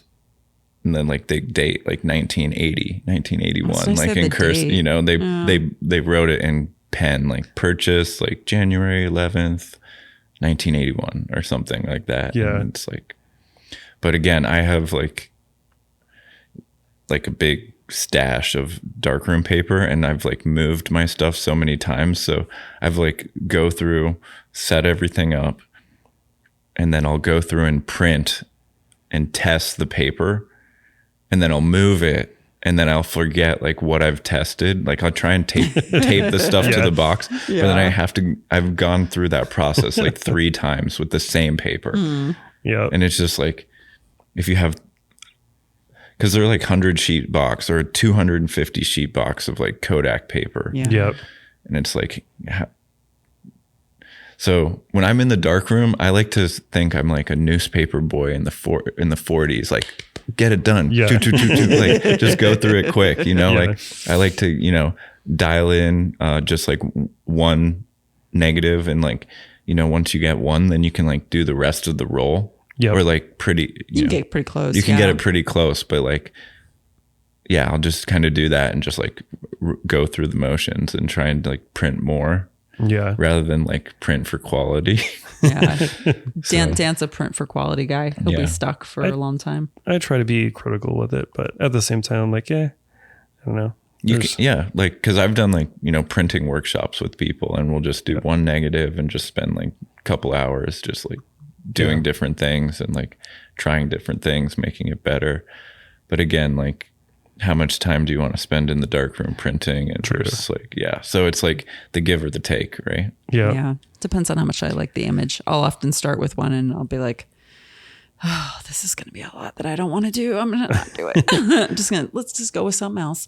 One of my first negatives in high school that I was working with was a picture into a garbage can. And I spent hours and hours and hours like working on that one frame. And my photography teacher was like, why don't you take another photo? I'm like, I got to fix this one. I was like, the trash can's not the same anymore. It was like nothing special, just like some garbage in a trash can. Right. But the garbage bag was like black. So there's like no illumination into the bag. And then down at the bottom, it was really dark and I underexposed it. And, there was just not enough light in there to get the proper exposure. But, I just remembered working it over and over and over again, trying to get it. And then I was like, ultimately, the the print looked like crap. So Did it look like garbage? Looked like trash. It looked hot trash. Yeah, It happens to all of us when we're like, oh, this is a good photo. But then you go through the whole process and you realize, oh, I just like, these aren't that great of negatives. Or like your taste also adjusts over time. True. You know? Yeah. I go back That's for through my me. old negatives and I'm like, oh, why? This picture's good. Like Good when now. I This thought one's it was good bad. now. Yeah, exactly. It's weird how you see your stuff differently. So I'm always like flipping back through my negatives and being like, oh, wait, I'll try to print this one now. And that's like one I wouldn't have even thought of when I first shot the roll to print. Yeah. Yeah, it's kind of crazy. I'm sure there's a term for that where you observe something and then it's not quite what you remember. I think that's just life in general. Yeah. Yeah, because Like your taste change in everything and like food and, you know. Yeah. because it's like styles. it can be so sentimental to like go back and be like, oh, well, this wasn't a good photo when I shot it, but now that it's aged, it's like it has more meaning to it or something, you know? So you like go back through. I think you see it more subjectively Yeah. because you're attaching like emotion to the photo. Because like if you go out and you had kind of a shit day and you're, you know, the photos, I think you kind of associate that with the photos themselves like a little bit, like whatever emotion. Or if you had a really good day and you're like, oh, that was an amazing day, but the photos are mediocre. And like you don't really notice that until later on. You're like, oh, these photos aren't anything because you forget that you were so happy about taking them in the first place. And, you know, so you get like a bit of influence there. Yeah. That's life. It and then you is. just take another picture You just take another picture. and another one and another one. And then you wait 6 months to develop it. Yep. Eventually. I'm pretty good about developing. Like I try to Within the month, take them the same day if I can, or the next day. I try to you develop that quick. Tried. Yeah. I wish I had more time to shoot. I don't get to shoot that much. So it's not like I'm shooting a ton. But yeah, I get real angsty about having unprocessed rolls. No. But I usually leave them at that. The printing and like, I don't really scan at all. I pretty much just print at this point.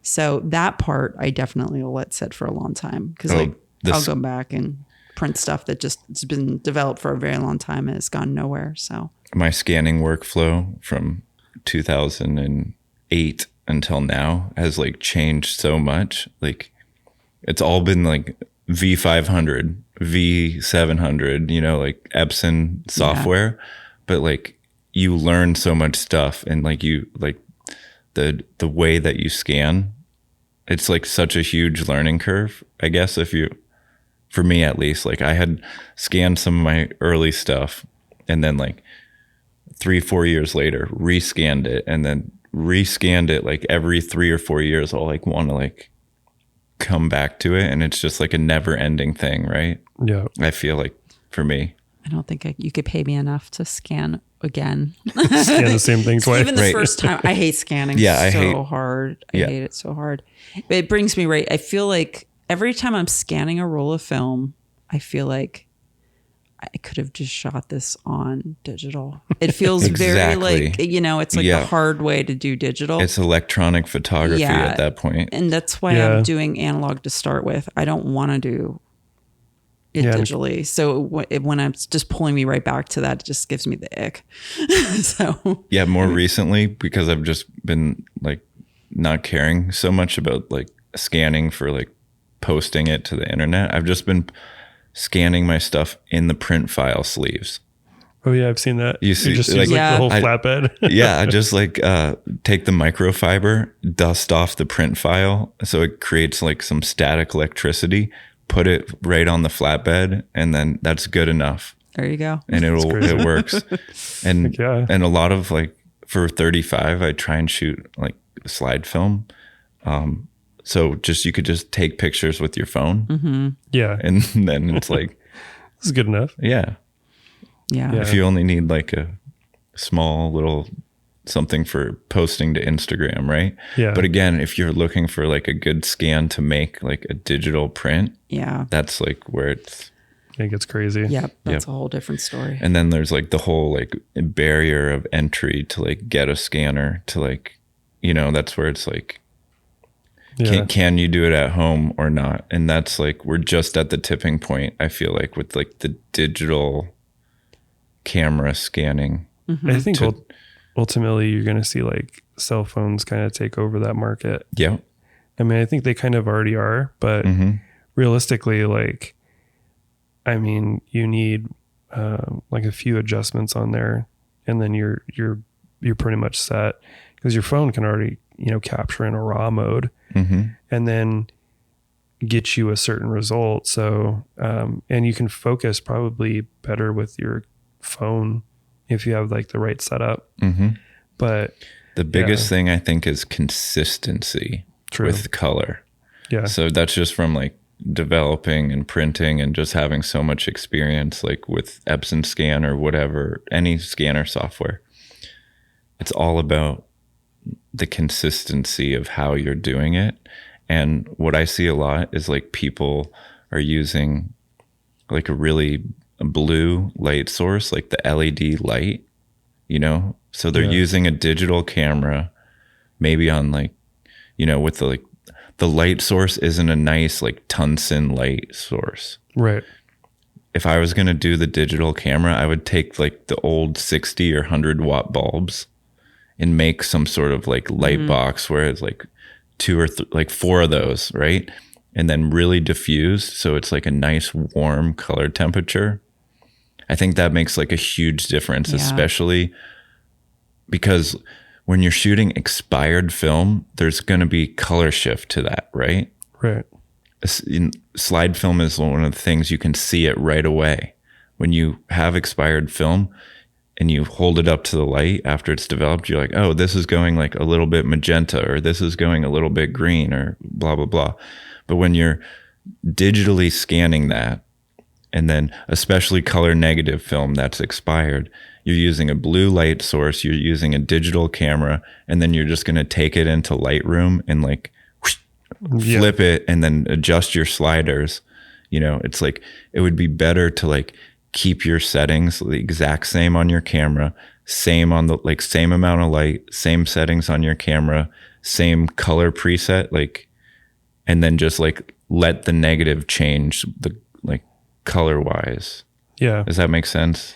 Yeah. You know, because there's just like too many variables at that point. You're like messing with too many variables, and then your colors are just like what you, and I guess that's fine. Like there's in the darkroom, you can adjust the colors any way you want to print it however you want. But it's like I like to have the scans true to the negative. Right. And with slide film, it makes that connection. Like if you're scanning your own film and you can see your own slide film, you're like, this is going like a little bit on the magenta side.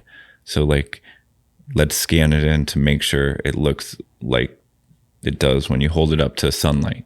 Right. Yeah. So there's like just a big inconsistency there that I see a lot, you know? Yeah. A lot of that's trends too. We've mentioned before. Oh yeah. It's just cause like people are just like learning off of Instagram reels. Yeah. Right. Like, oh, that's how I need to do it. Right. They're learning off of screw ups. It's weird to see it all unfold. It was very strange. Influencers. Yeah. Like we have a lot of people that come in that are younger, like, and they just starting to get into film. And the only thing they're really familiar with is seeing Instagram and seeing pictures scanned.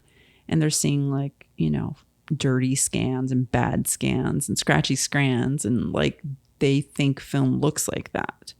Right. They don't realize film is supposed to look really clean, and it's just strange how it, or how good film can actually be. Like nobody really understands until you take like even 35 millimeter or medium format, but like put it in the enlarger, raise it up all the way, take an 8x10 piece of paper and do a crop inside like a 35 millimeter image. Focus it up and like see how good of results you can get from like a crop inside of the film, and like and then take that and then flatbed scan it, you know. Like there's getting a good darkroom print and then flatbed scanning the print is like so much better, I feel like, than actually what you can get from scanning target size as like 1 inch by 1.5 inches or like 20, whatever the millimeters is, 24 by 36 millimeters at 9,000 DPI. right? It's like having the surface area be 8 inches by 10 inches at 300 DPI is like bigger, you know? Yeah. It's easier for it to scan Yeah. when it's larger. That's why it's like medium format seems easier to scan. I don't know. But that's the whole digital thing, you know, like you have to have an understanding of like digital file sizing. Yeah. And like what it equals to when you go to like file print. Yeah. Right. That's a whole rabbit hole. Right. It's crazy. Like once you get into the digital world with film, it's like, I don't know, it's just completely different. You have to deal with resolution, your bit size, your file type, all that stuff. Yeah. Yeah. It's nuts. But yeah, people just have that digital mindset of like, let's just shoot it on raw. Yeah. And then edit it later, you know, and then they're Pretty like much. so much more, you know, even if I were to get a digital camera today, I would set it to like large JPEG, Yeah. you know, I wouldn't mess with any sort of, Yeah. Let the camera do the work. Yeah. Let the camera do the work, do a nice light meter reading. Yeah. Don't go off the screen. I see so many people with their, LCD brightness at +7, full brightness, and then like they're just going off the screen.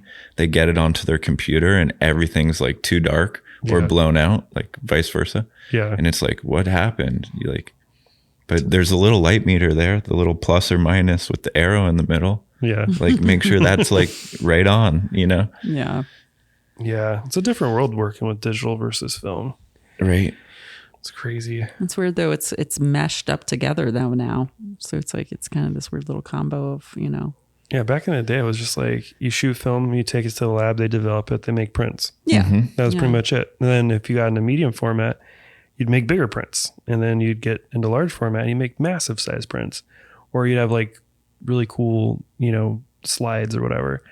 But now it's like, Yeah, you're presenting it digitally, you're scanning it digitally. Like, yeah, it's a weird, it's mishmashed. Yeah, I mean, so it has it's its like, good and its bad too. I mean, the fact it's that we the way, it's like, I'm a share it like purist. that. I'm a purist. I like to like do everything. Like people are taught that it's okay to, you know, and it is to like have a hybrid workflow, like shoot film to digital, put your filter on, do whatever you want. Like anything goes, right? Anything goes. And like the technology's like catching up, right? yep. And so it's like the people who are teaching the kids nowadays, like these kids might be going to art school. So like who's their professor? Right? And how old is their professor? And when did they like switch from film to digital? That's like the biggest thing right now. Right. It's like the age group of who's teaching you, because like rewind it like 10, 15 years ago, you would have had like more old school type of professors that were like purists. True. Right. And or maybe they're like, oh yeah, no, digital's fine. Right. But like, there's like this mentality of like, that it's like eliminating the skilled trade aspect of photography, you know, like, and it's been like since the 50s or the 40s, 50s, 60s, like 70s came around and you had like the light meter in the camera, right? And like then the cameras got a little bit better, and then like in the 80s you had like point and shoots, and then the 90s autofocus point and shoots. Like everything kept getting better and better and better, Right. eliminating the need to like get an accurate light meter, like, or light meter reading, like going, like knowing your process and notes and everything, right? It eliminated the photographer from the photograph. Exactly. Yeah. But nowadays, like we have the internet, right? So like people can Google and have this encyclopedia of knowledge of like all of these processes, all of these things, right? But then they just dumb it down with the digital, right? Yeah. So it's like this, it's a huge like yin yang, like, you get what I'm saying? Like with Yeah. that, like there's like there's people who only shoot black and white, have their own development process, like have everything notes and dialed in and everything to like get a certain thing. Yep. And then like people just want to like get that, shoot film, but edit it digitally to be that. Yeah. Right. And it's like, who's the one that's saying, oh, this is like a good or a bad photo based on like the process, Right. you know, to how you get to your final image. Right. So that's like my whole thing. It's like, I value like the tactileness of like doing it by hand. And so that's like my, Yeah. Well, and then you get these people who are also seeking validation from people they have never met on social media. So it's like, you know, you do all this and then you're like, please accept my photography. And then you get like, oh, I don't like your stuff because it doesn't look like everybody else's, you know? Yeah. I don't know. I'm like a purist, but also like in the sense that, you know, with film photography, it's like we have the option to do a bunch of different things and it's our choice on how we want to do it. And I think the big thing for me is just encouraging people to do what it is that they like and that they enjoy, not because what somebody else says, but because they find gratification in it and that they get the results that they want. And when they don't get the results that they want, that they get the advice from the right people to continue their growth and that sort of thing. I think there's just so many people out there that are, you know, following the wrong advice and then they just go down this route of like, I need my stuff to look like your stuff. It's like, no, you don't. I mean, I guess that's an option for them, but at the same time that's, you know, constantly trying to find validation from other people. So I think that's the hard thing for photographers nowadays, especially with AI jumping in. I think it's kind of crazy. Photo is just like so oversaturated, you know? Yeah. Like, are there people that are collecting photography as like fine art?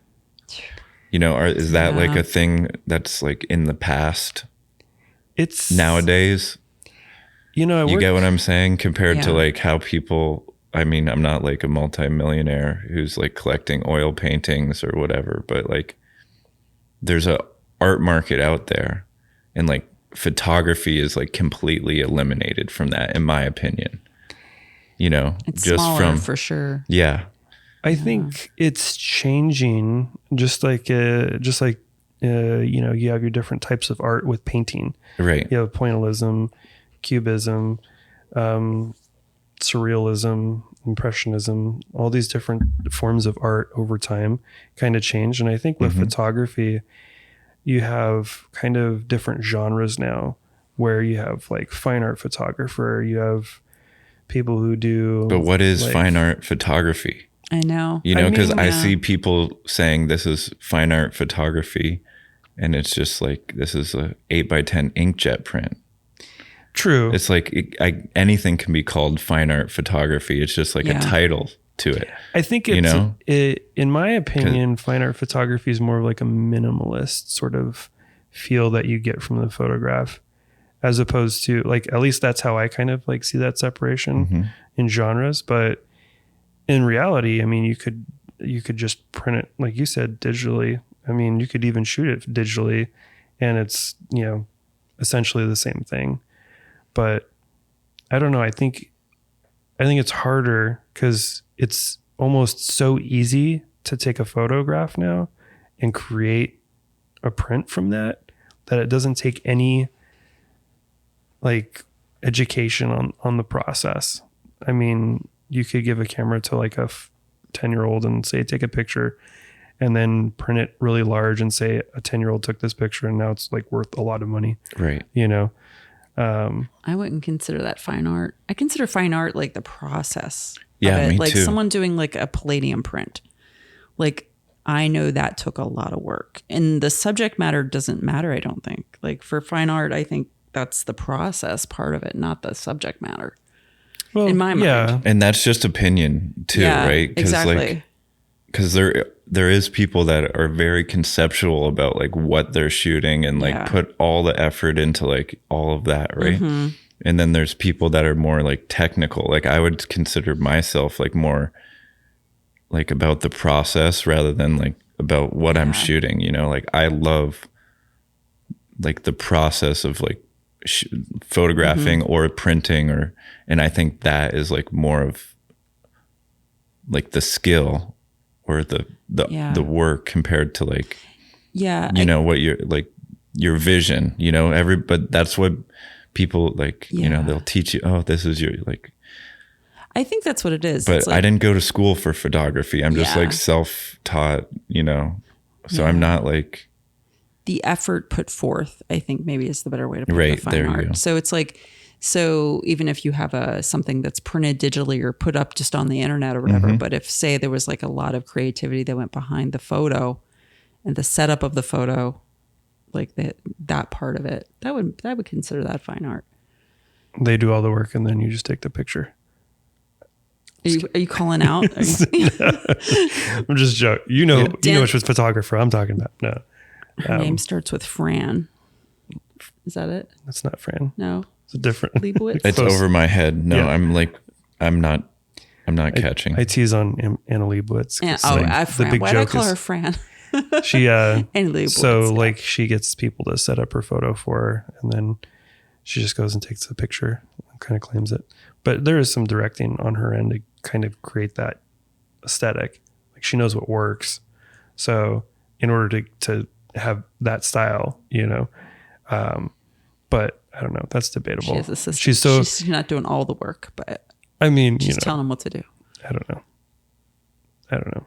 I wish I had that sort of team. I gotta adjust my lights every time I like take a picture. The Gregory Crudson. Oh, I'm not familiar. He sets Does he up. do the same?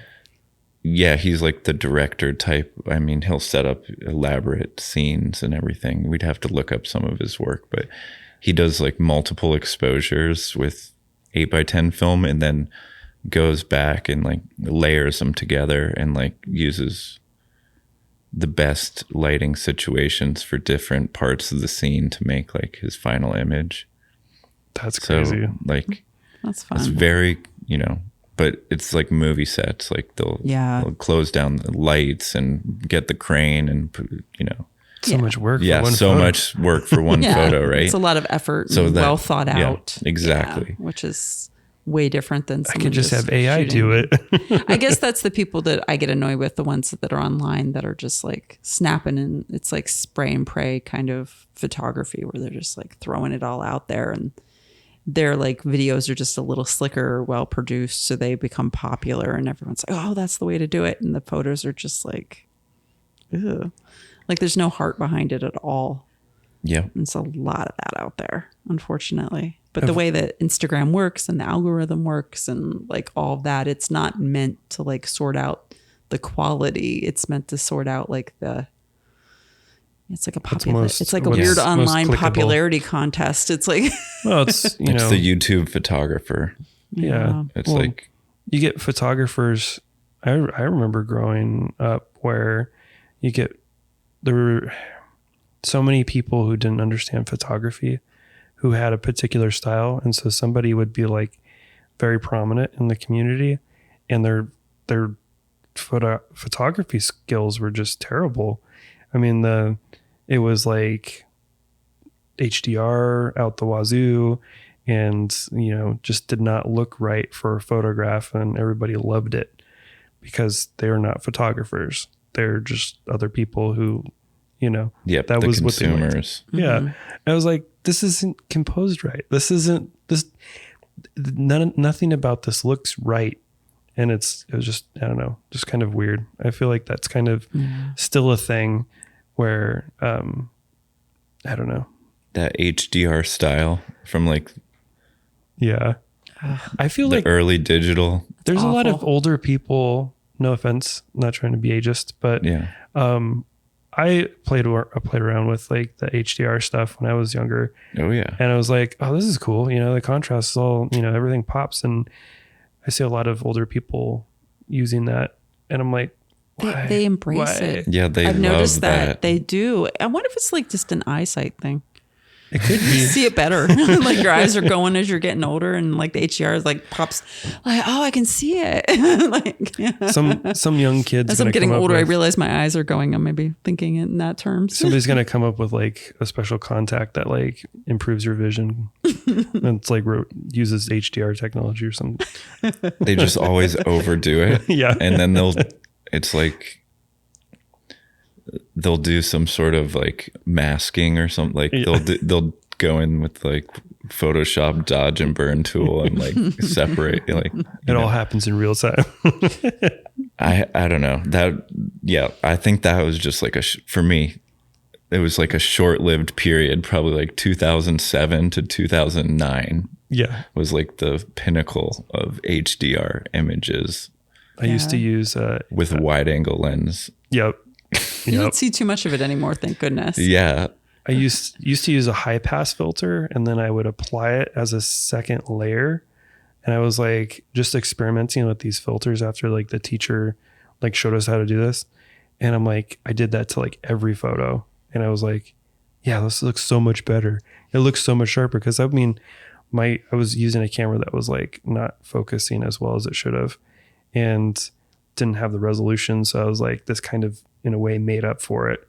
But Well, that makes sense actually. If you think about the timing, so the cameras, yeah, the resolution wasn't super duper great, and then you started having these filters that made it look like maybe it was better than it actually was. Like, so I could see, like, if you just look at it at the timing of all of it, It's Yeah. the Flickr that makes days, sense. the early like Flickr. Tumblr and Yes. Flickr days of like, oh, this is good photography, You got all these landscapes. Like this the guy has a filters and digital stuff. camera. Yeah. Pretty much. This guy has the top of the line digital camera and shooting a waterfall. Like he's made it. pretty much. We're stuck here with our like what type of cameras were out then, like those like digital webcam type hook up to your Oh man. So computer. bad. My- So bad. My first digital camera was a Olympus, and I think it was like a max of 8 megapixel, and you could attach like a wide angle lens on it. Mhm. And that was pretty much it. And it shot onto an XD card. And I was like, man, this camera is awesome. And I don't have a single photo from that camera. Yeah. I don't think I have any for mine. I had like it looked like a credit card and it flipped in and out. It was like really, really thin, but I think it was 3 megapixels, maybe 3.5. Yeah. But it was so convenient. Those I was little- like, look at this. Beep, beep, beep, beep. Yeah, Like, the it was just digicams. amazing. Yeah. Like, I mean, just being able to take a photo and being Cybershot. able to see it right away. But oh my God, they were such garbage. Well, eventually, like when I was in high school, they started having video Yeah. on like the Canon Elf or something like that.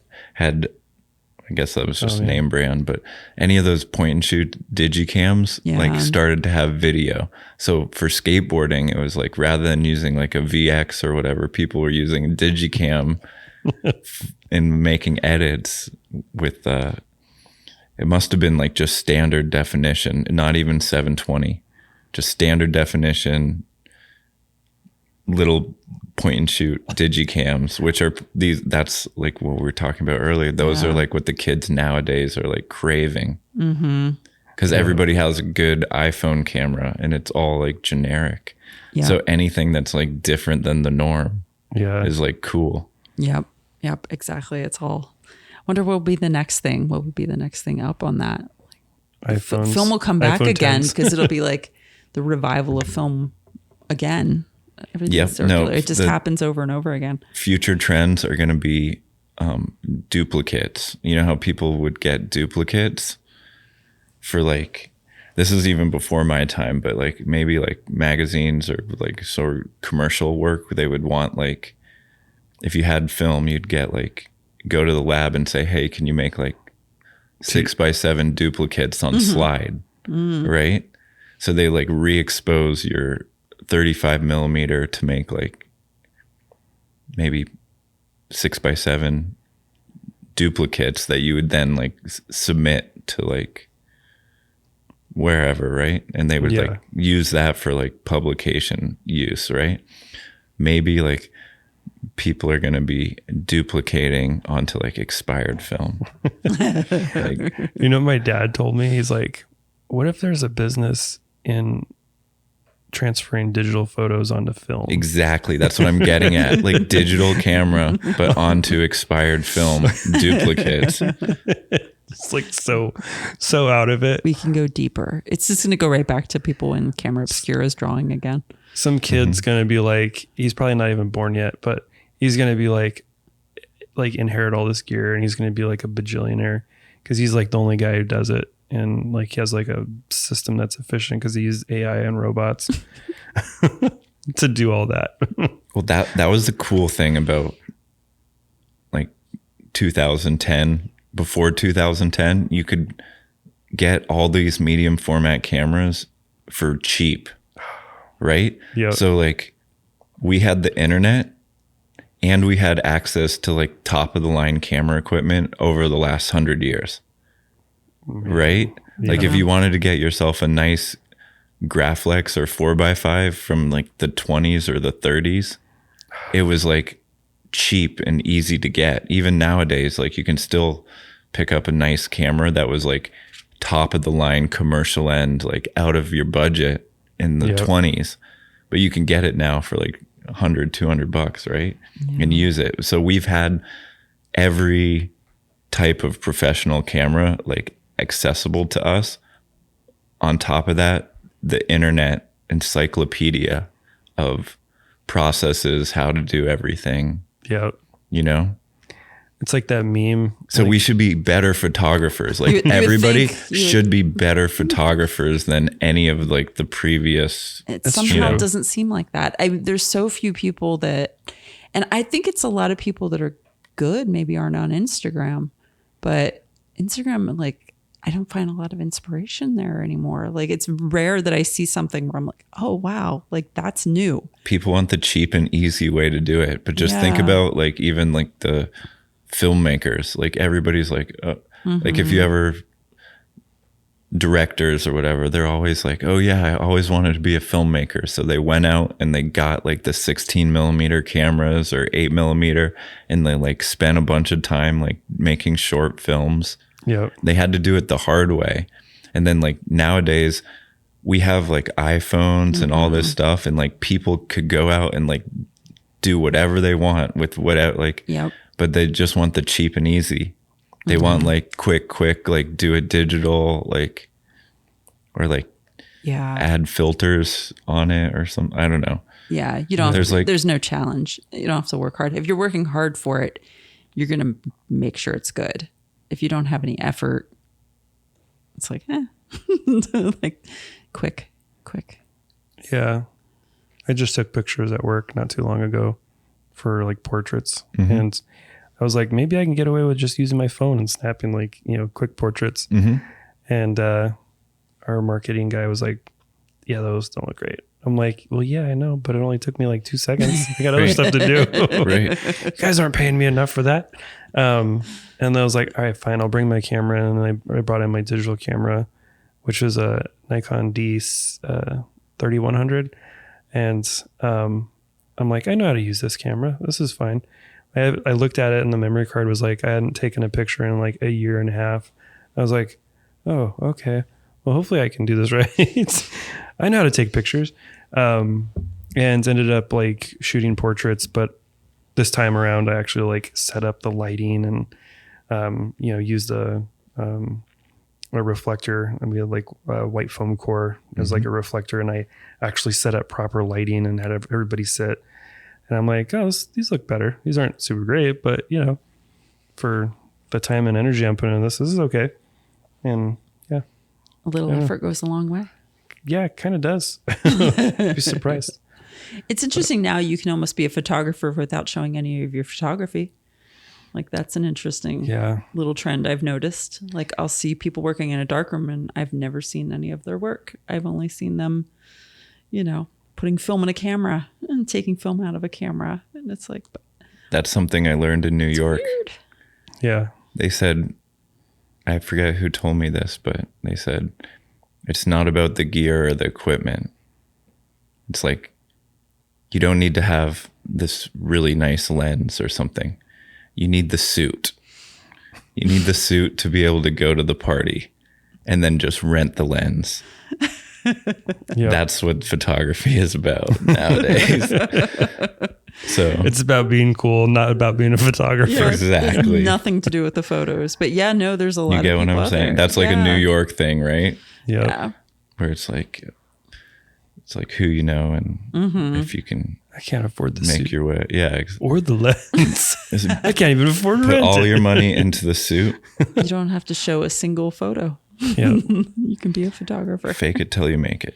pretty There's much. a lot of people faking it so they make it, but it's just a side product of our weird society that we've got going on right now with hustle culture and all that. social media. It's like such a weird thing to like try and keep us all connected, but also we're so disconnected from who we are. You Yeah. know? Because everything's fake and everybody just thinks like, oh, this is such a lavish lifestyle that they're living and blah, blah, blah. But it's just like the best of what they're showing, you know? Yeah. Yeah, it's like It's a so fake. 10-second like manufactured clip. It's like, Yeah. that's not okay. I wish social media would kind of go away. I mean, I'm on Instagram, that's it. And it's almost too much. I'm like, that's, I wish somebody made a different photo sharing platform, like separate Yeah. from Instagram. people have tried to do a few things. So there was one that was like, last year or whatever, people trying to kind of get, and they never made it happen. It didn't catch on. I forget the name of that one. But it was supposed to be just kind of Vero? photography. Or something like that. Something like that. Yeah, I think it was like a V. Well, the thing is, none of that's going to be able to exist on the infrastructure of the amount of people that you want to support Right. it without monetizing it in some sense. Otherwise, it would be like an insane amount of money that you dump into it and not make any money off of it. And anybody investing in the technology to keep it going isn't going to, they're not getting a return. So really, there's never going to be a social platform that is able to run like that unless you could build it into like an AI that's able to maintain itself without having outside influence or being able to be, harvested for data. Right. I mean, it was kind of the weirdest thing to have like a social platform. Like MySpace was kind of getting into that realm. And then you had Facebook and you're like, how is this free? But nobody asked that. They just like went with it. And for me growing up, I was like, why is this platform free? And it doesn't like cost us anything. And then, obviously the influencer came about and it was like, oh, okay. So there's money being moved around. Then data is like being harvested. And you're like, how does that work? But I don't know. Go back to the pre-metadata days. Exactly. Yeah. You have to buy this darkroom print from me. Is that why it's Pre-social called media. Meta? Yeah, pretty much. Is that why Yeah. they made their company called Meta? Because it's like, we know we're just stealing your data. They're like, we're gonna lean into it. Why not just Heavy. call it meta? Yeah. That's so meta. Yeah. That's so kind of crazy. I mean, Zuckerberg's like a robot alien type thing, so Well, the Instagram algorithm is just not what it used to be. It's like so different crazy now. and so much sponsored advertisements and so much just like junk on there. Oh yeah. my gosh, yeah. It's so bad. It's all reels too. It's like all Yeah. based off the reels, but I don't think hashtags do anything anymore. I haven't used hashtags. No, everyone It's like stopped using I them. deleted my Instagram a while ago, and then like the new one that I had, it's just like I just like post stuff up there, but it's like yeah. It's crazy. it's so Society. weird. Yeah, I think a lot of people are getting fatigued from it as well. Mm-hmm. So I'm curious what the next thing is. I mean, maybe just back to local. People would have to leave their houses. Total society But collapse. it's probably more likely that. But like people leaving their house and doing actual art shows and art exchanges and print exchanges and, in real life stuff. I'd love to see more of that. I think everybody's so starved for that stuff. And we need more community that's like getting together in real life and showing their photography and shooting together and not just this online crap. Right.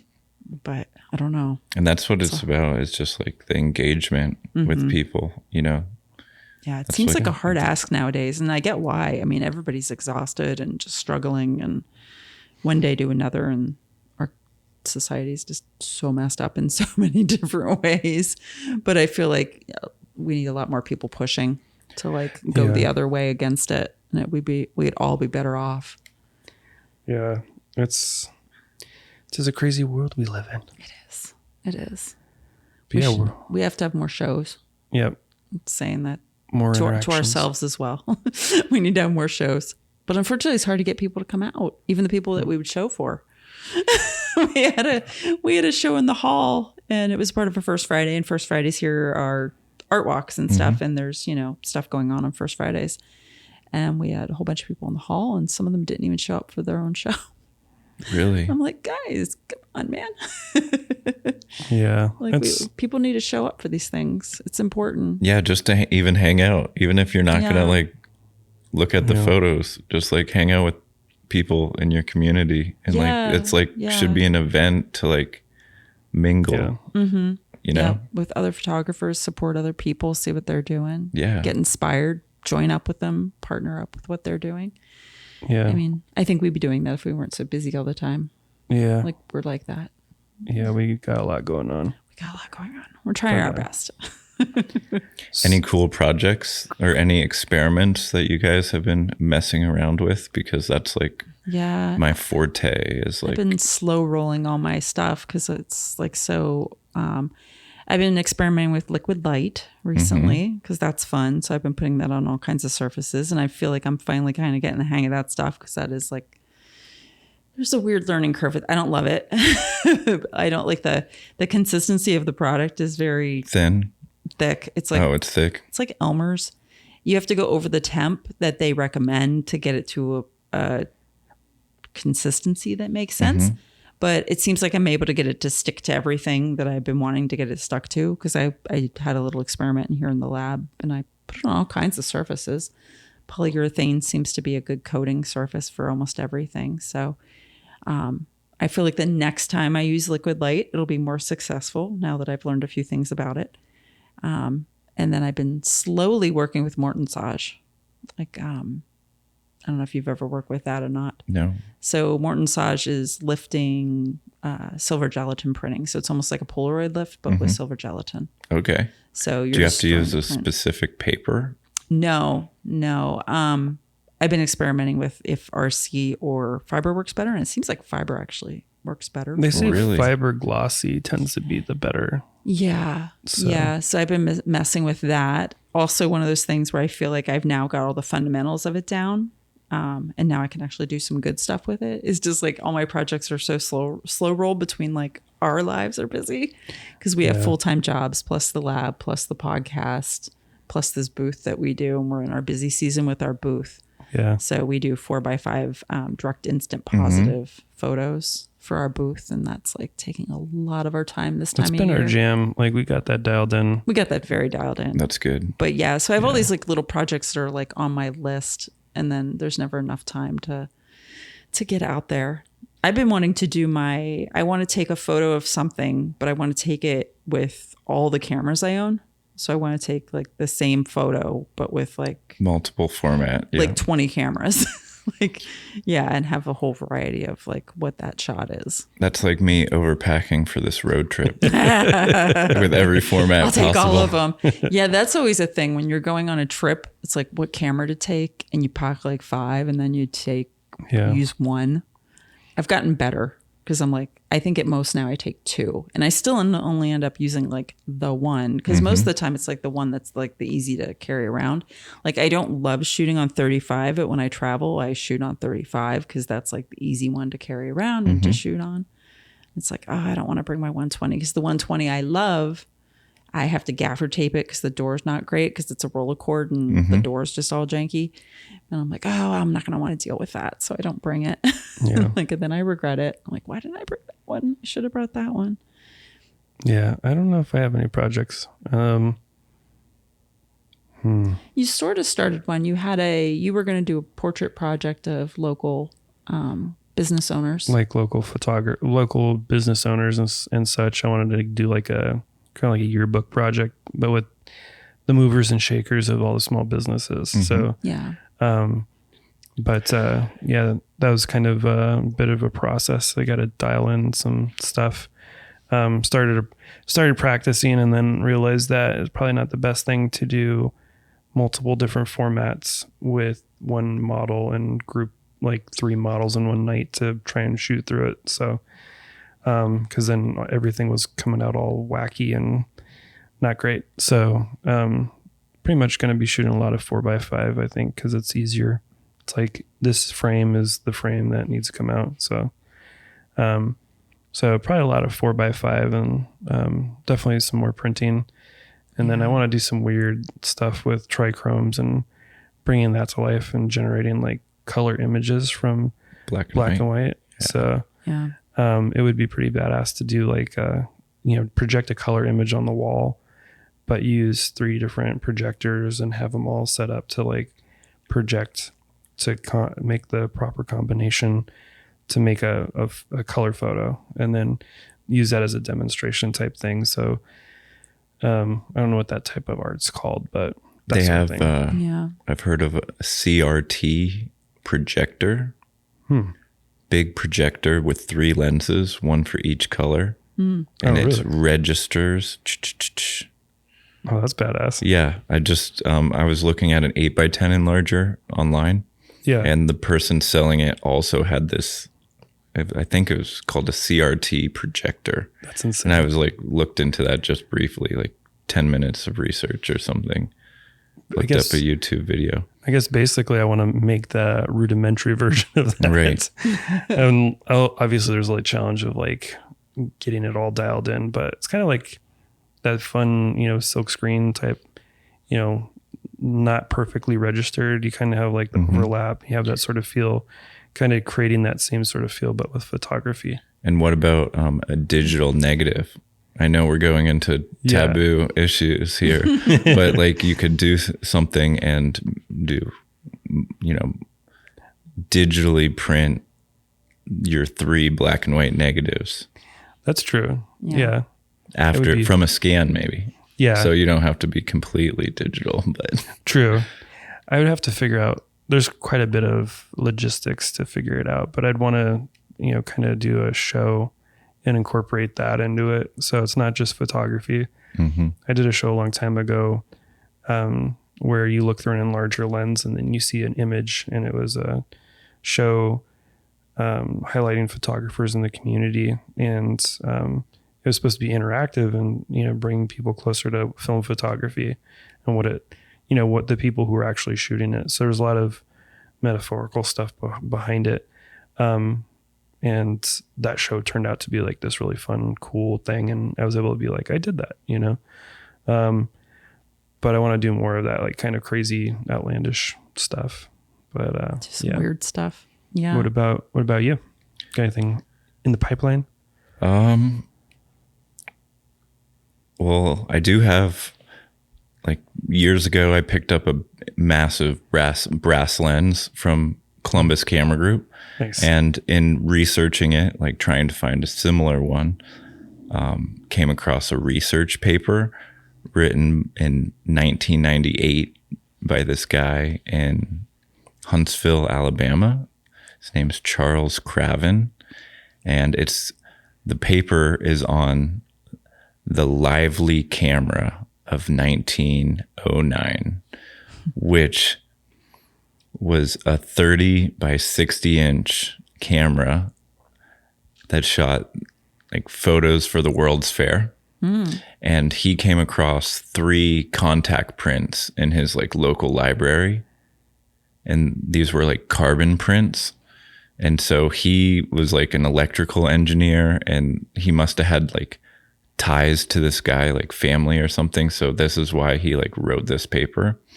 But he had like wrote on a forum post years ago looking for this lens. And so this is the only thing I could find on the internet about this lens. And this is years ago. This is 2017 or 18. Found this lens.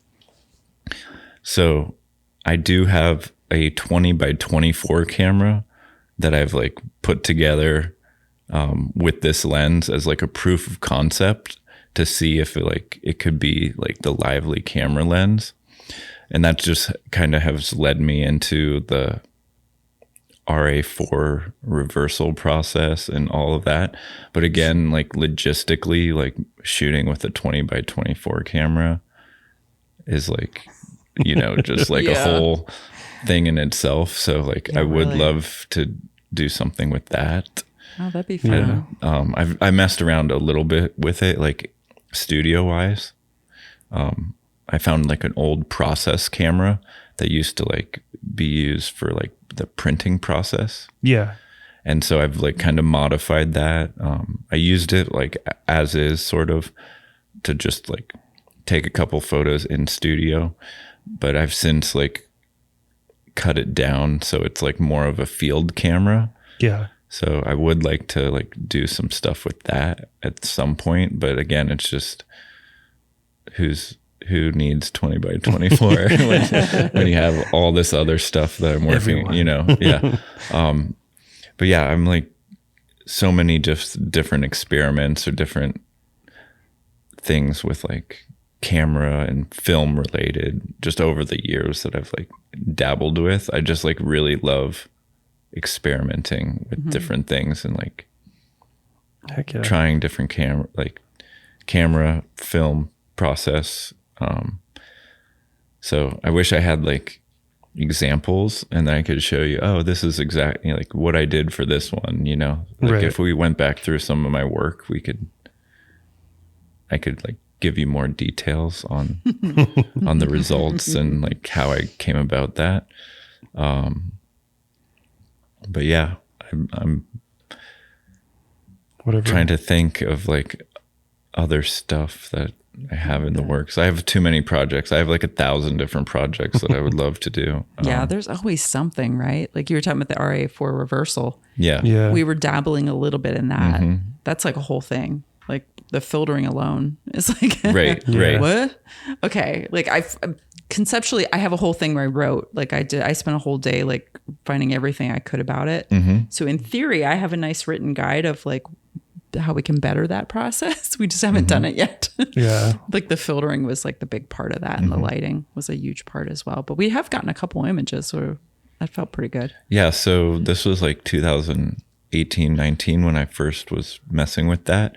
And so I've tried filtering in front of the lens.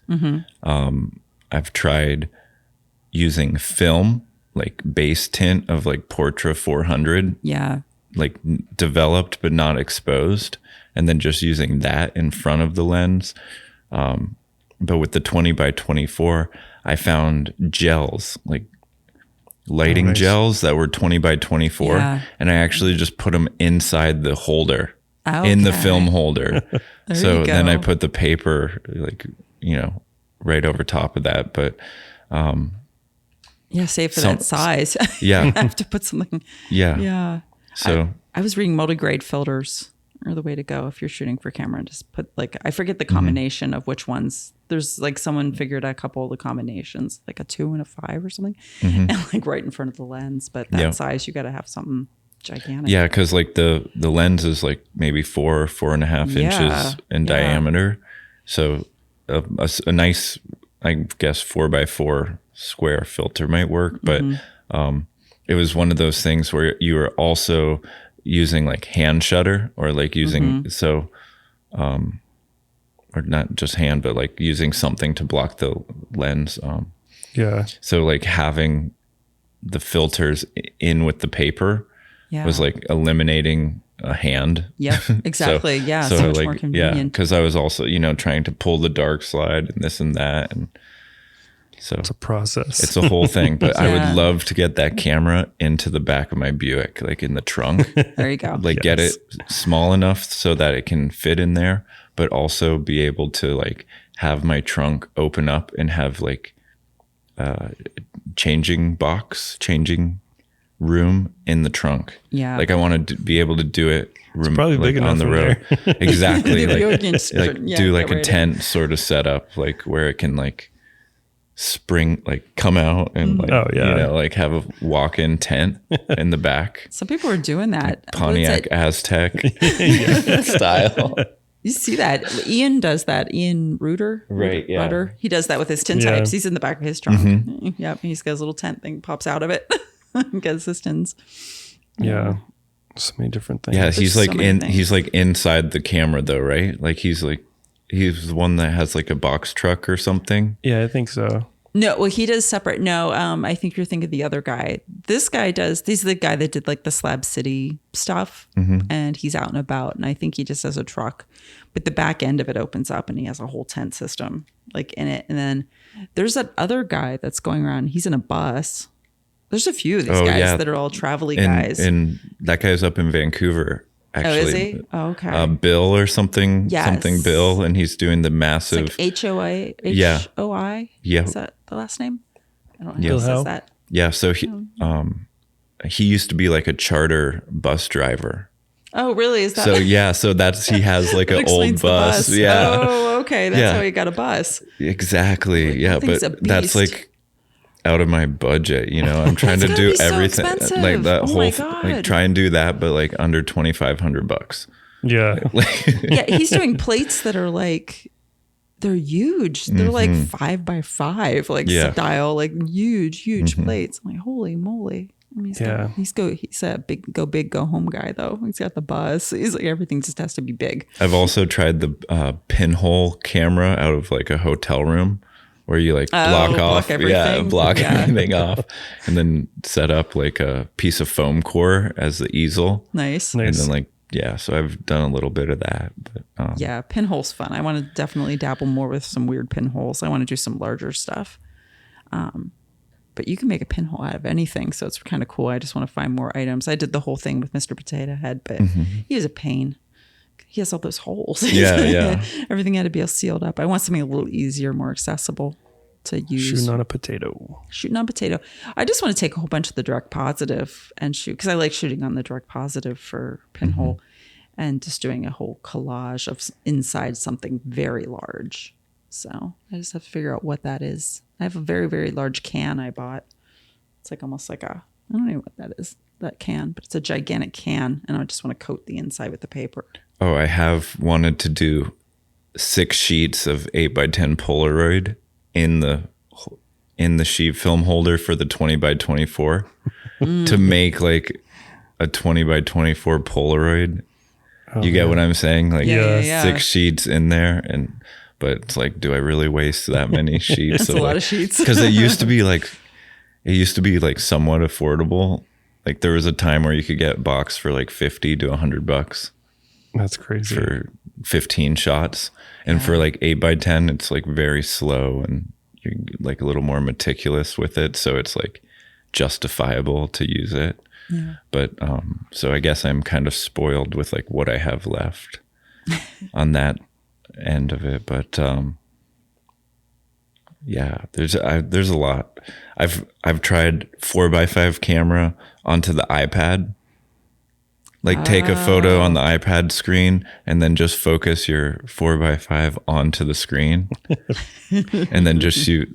Just shoot that. Yeah, just shoot that, which is cheating. But That works. there's like a lot. Doesn't our friend do that for tintypes? He does.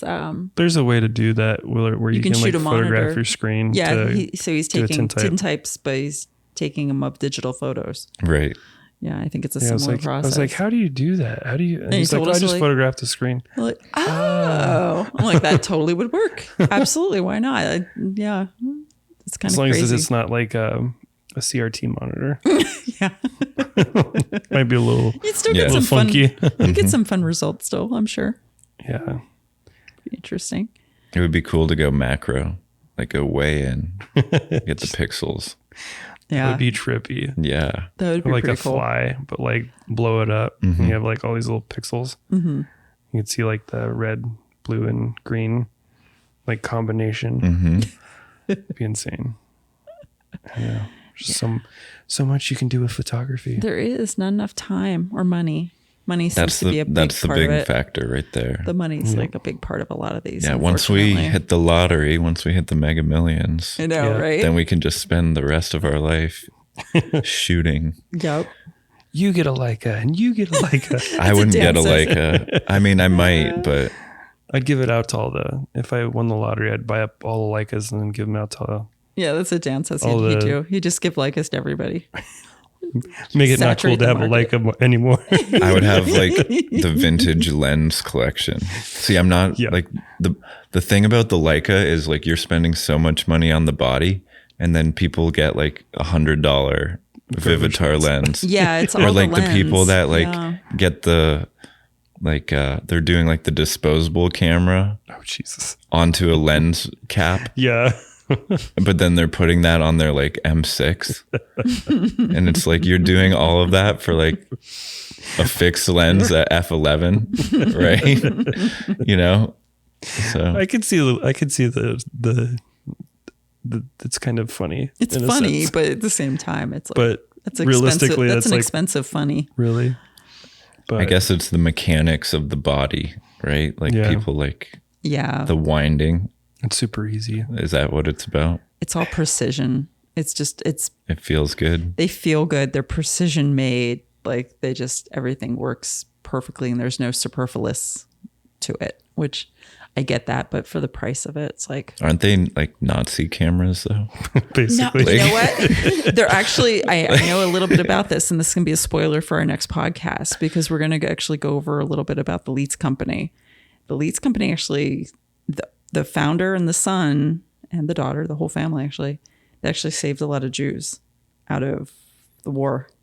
It was a Nazi camera, but they were very much not Nazis. They were actually very progressive people.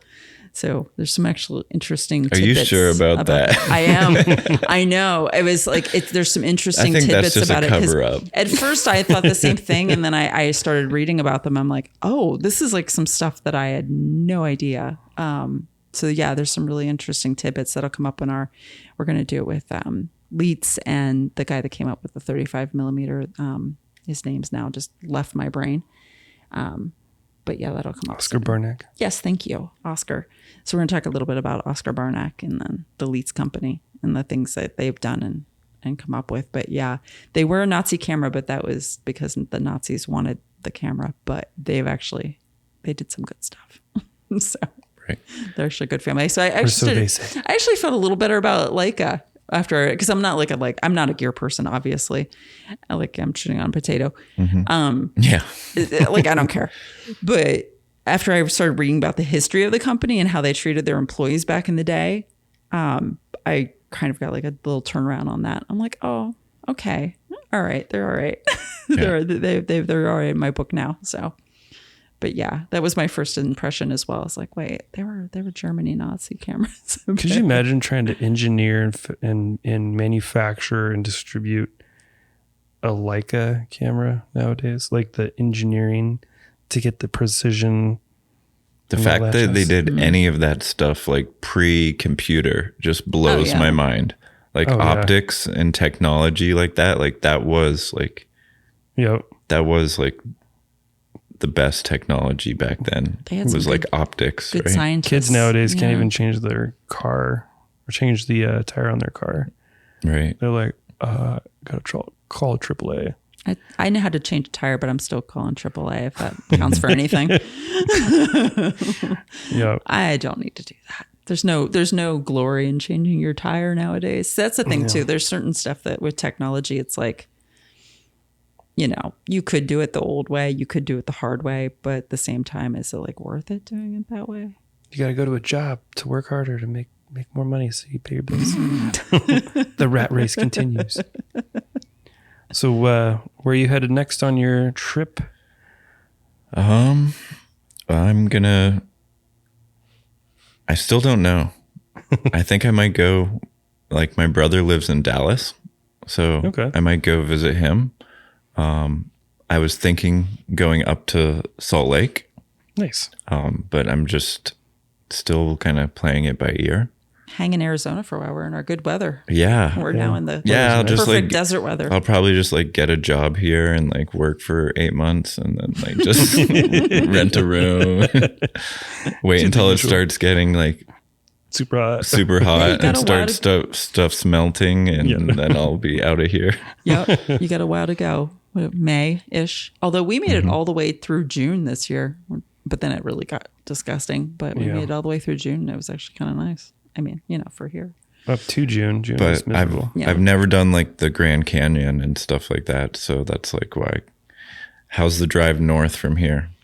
It's good. It's up. About 3 hours to get to Flagstaff, 2.5 hours to get to Flagstaff, but a little bit of a climb. And then that's not terrible. And then once you get up to Flagstaff, you can keep going up to the Four Corners and go up to Monument Valley. If you haven't been to Monument Valley, that place is awesome. Definitely up 4 north by in 5 Arizona worthy. is amazing. It's gonna be colder for sure, Yeah, definitely. and it's Colder up there. all uphill. The drive from here. So it takes like as soon as you get out of Phoenix proper, you're going up the mountains. So, but it's cold weather, so you don't have to worry about your car overheating going up, which is nice. And then I'm just more worried about the snow. I don't Mountain know. pass roads with snow. I think part of And Sedona chains had on the some tires. problems. I think they had some of the road came down on 89A is a really, really, really pretty drive up through Sedona. But I think part of that road was closed for a bit. They had a bit of some of the rock face came down on one of the parts of the road. I don't know if that's got fixed yet, but It's not it's just too bad. It's beautiful up north though. Everywhere up there is just gorgeous. We don't usually get hit with it too hard here, but usually you'll see the signage out saying that there's watch for ice sort of thing, but we don't usually get hit too hard with icy road conditions. So Well, not in Phoenix. Right. It hailed once. It hailed like when I came here, and because I've been here for 7 years, I guess going on 8 now. The first year I was here on Christmas, it hailed, and I'm like, oh my God, it's snowing. But it was just like a brief hailstorm. tons of hail. I was like, what is that? I actually love driving in the mountains and stuff because where I'm from, it's just flat. Yeah. So flat. Yeah. And there's nothing. Yeah. Like it's about a 20-hour drive straight west until you get to like Colorado or Wyoming until you start getting, and then it's mountains. But like from Denver north south, draw a line. Anything to the west of that is like good Yeah. in terms of like for what I'm into. Yeah. Yeah. Being in the Yeah. It's very pretty. Yeah. mountains. So stick around Arizona if you have time because it's definitely beautiful. I have no idea what's going on with the weather up by the Grand Canyon or not, but Dan hasn't been there. He's lived here his whole life. Yeah. really. He's seen I've it by been everywhere plane. else in Arizona, but the Grand Canyon's still not. You somehow missed I it. haven't been there yet. There's a lot of fun stuff in Arizona. So Yeah, been go to all over it. Flintstones Village. Oh. That's up plus there. It used to be a it's like bird sanctuary, if that makes sense. Like now, but it's still Flintstones Village. It's right outside the Grand Canyon. It's right outside the Grand Canyon and Flag. It's right in between the two. It's kind of crazy. It's just like it says. It's a Flintstones Village, but it's out in the middle of nowhere. It's very strange, but it's very interesting to see. Arizona's got a lot of really cool stuff to take photos of, for sure, especially up north. The city always seems like it's lacking, but then I go, and take photos. And I'm like, oh, there's some good stuff around here. We have a lot of good signs. Just driving around, a lot of places have like newer signs. We have a lot of like really old school style signs and a lot of like hand painted signs and neon, and we have a lot of that. Yeah, just on the way here, I saw like I think it was like the Egyptian or something, Yeah. the motel or something like that. I was like, they just reopened that. So that that was was a cool. old hotel that got revamped, and they just reopened it. It hasn't even been open, I think, a year, right? just about. Yeah, kind of crazy. Yep. And they made that kind of into a little, that restaurant's supposed to be really good too. Chilte? Chilte. Chilte Yeah, is supposed to really be good really restaurant. Yeah, there's some stuff on Van Buren and Roosevelt that pretty chill. Some good shops, coffee shops and stuff. Yep. Here on Grand, there's a lot of art as well. It's just a little hidden. and weird hours for a lot of it.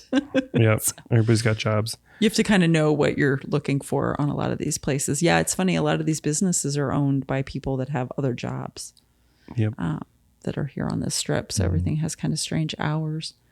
But you have Yep. you have to kind of dig. Arizona and Phoenix are kind of one of those things where everything looks kind of disgusting from the outside, but then like has beautiful insides. And, like you go in the door, I'm like, oh wow, okay, this is like really nice here. Just like me. Just like Tee. Tee. But no, yeah, stick around if you can. But it doesn't sound like you're on any kind of timeline. So Yeah, I'm just wherever the wind takes you. yeah. It's just more. It comes down to the funds. How long? Yeah. Because I've been on the road for I've been traveling for so long now. So it's hurting my wallet. I can imagine. So I'll be pretty much tapped out here shortly. Just take up little side jobs here and there and then keep Yeah. going. Yeah. But yeah, just stopping random small towns and stuff like that. Like, I don't know how many just like random trucks or cars, like old trucks, old cars, stuff like that. That'll just like, oh, this catches my eye. I need to shoot this. Yeah. And they're like pretty much all the same. And like, you can find that anywhere, but it's just like part of the traveling, it's like it's more like therapeutic to like go through the motions and shoot the photos Yeah. rather than like what you're actually shooting. It's just like about going through the process. Yeah. That makes sense. So Yeah. Have you had For a me. favorite spot so far that you've hit where you're like, especially for photos? I liked Oregon. Oregon's Oregon nice. and Northern California was really cool. Yeah. That like spot, like I could have spent more time there. It's just like the weather was starting to get some rain and stuff. And I was trying to like make up time to get south, Yeah. which I guess I wasn't trying to like make up time. I just wanted to, I don't know, cover some ground. I don't know. I love driving, right? Yeah. So I've just been like, I'll just loop around the whole country again, and stop and like, I don't know. That's what I need is like a courier position where I drive like a little Sprinter van. Heck yeah. That would be great because There you I go. don't know if I'd want to get like my CDL or whatever you would need for like a Yeah. semi truck and like how stressful that would be. But Yeah. like that concept Yeah. appeals to me in some way, but not the Like Uber, Truck but driver. for like, Yes. cross country. exactly. Yeah. Just start marketing that and be like, hey, I'm going cross country. Does anyone need anything? And just pick up random I should stuff. be a and private drop it driver. off. There you go. I you just go. need like a nice like a Mercedes or some black Mercedes that just is private. Like if you, instead of flying somewhere or taking a helicopter, you could hire me for a nice road trip and I'll take you wherever you need to be. Yeah, Yeah. you never hear of that. That's actually, you might have a little niche there because I feel like I've never heard of like a Private private driver. road trip across the country. Like you get it like a nice in style. You don't have to drive it, but you just get to experience it from the back Right. seat. It's like film Uber. Fuber. Fuber. Fuber. I also would be down to do Amtrak and like travel by train. Yeah, I wish that but- was that. They're supposed to be expanding it more, which is good. But the thing is, like, once you get somewhere, how do you like get around? Yes. So like having the vehicle is like crucial. And like with all the equipment, especially 8x10, Yeah. it's like that's my whole trunk. Yeah. Like with holders and film and Yeah, makes it a little hard like to a do. suitcase and but Yeah, I wish trains were more accessible. That'd be awesome. another job that would be cool is if somebody wanted to invest like $1 million into like vintage camera equipment for their like collection, their private collection, and then just gave me the responsibility to find the stuff. There you go. Then like gave me like a 2-year contract to like go around and Just like source it. source Oh man. That's a dream job. like antiquing. Yeah, So yeah, that would be a dream job, right? absolutely. Yeah, that could be like, what do you call it? One of those TV shows. Oh yeah, you're right. It's like Antique Roadshow, but like The American Pickers, but just photo. yeah. I do that, but with weird stuff. Can we pitch that to the History Channel? You know how many people would watch that? All these film nerds. Right. Yeah. How many film nerds need to? Suddenly, everybody's interested in like watching the show. That'd be It's awesome. all going to be the same though. Negative carriers and grain enlargers and safe lights and timers everywhere. The metal tanks as well. Yeah. The variety. You wouldn't be able to get a lot of episodes, I don't think. Yeah, maybe. No, there's going to be some weird people out there that just have old dark rooms. It's true. That's true. That'd be really fun to go around to all the private dark rooms that are in the country still. That have See what been those weirdos are up sitting to. for 20 years. They haven't been touched. That'd be cool. They got like all the stuff you wish you had in your dark room, but you don't. Yeah, exactly. Because it's in their dark room. Yeah. Sitting in a room never being used. Yeah. Yep. Yeah, So- that'd be pretty good. That's a dream job. There you go. Awesome. I like it. I don't know what else. I know. It's getting late. Oh, yeah. And we went. Oh, that was I know. I've been yawning a little bit. Have Yeah. you guys seen me? Well, we are in the dark room. You got your tea. Yeah, I'm ready for sleep. You got Yeah. the red light. Pull up the, It's very relaxing in the dark room sometimes. yeah. I'm sure it's been napped in many times. Well, thank you, Nolan, for being on. Yeah, appreciate absolutely. it. Coming It's down awesome to to come and to hang out with you Phoenix. guys. Yeah. yeah. All the film stuff. It's always a story to be had. Absolutely. And there's many more. Like, I feel like this is just the tip of the iceberg. I feel like we could do another 4 hours Yep. Probably. just on one little subject once we Yeah. get in there, you know? There's just so much to cover. so much.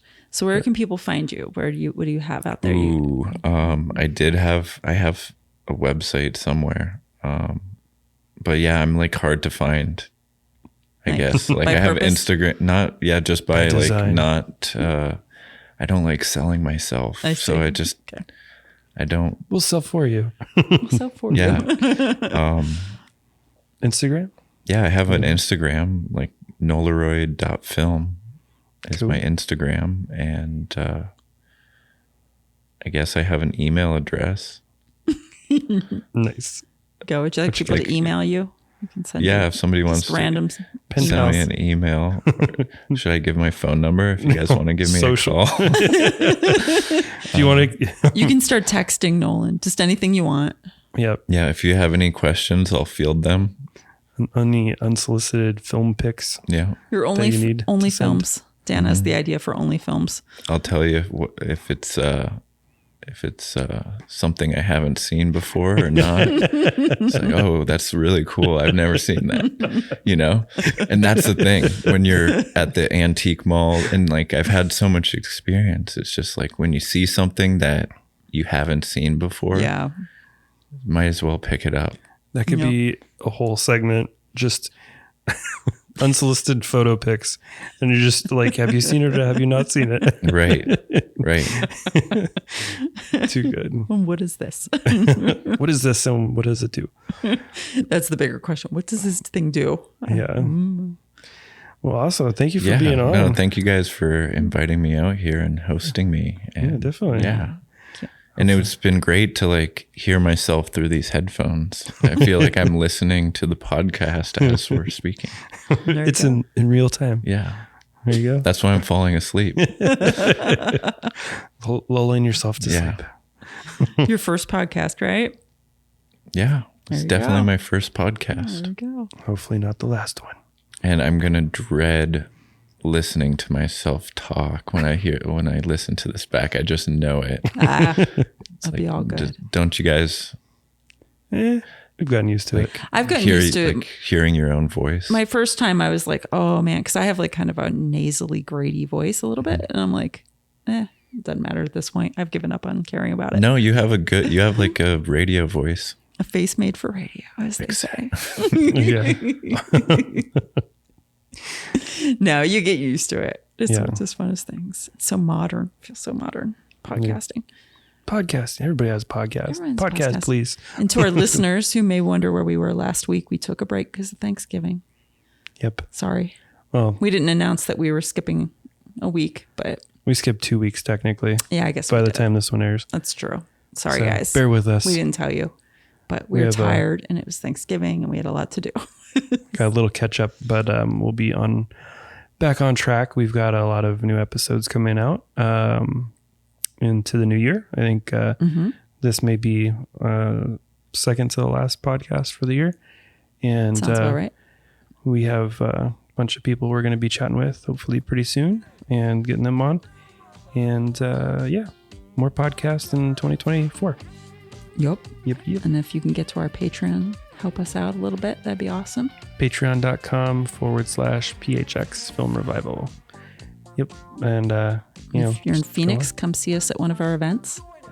Say hello. on. Or get your picture taken at our photo booth. You could get a picture taken if you want to, or you can just come by and say hey. Yeah. Yep.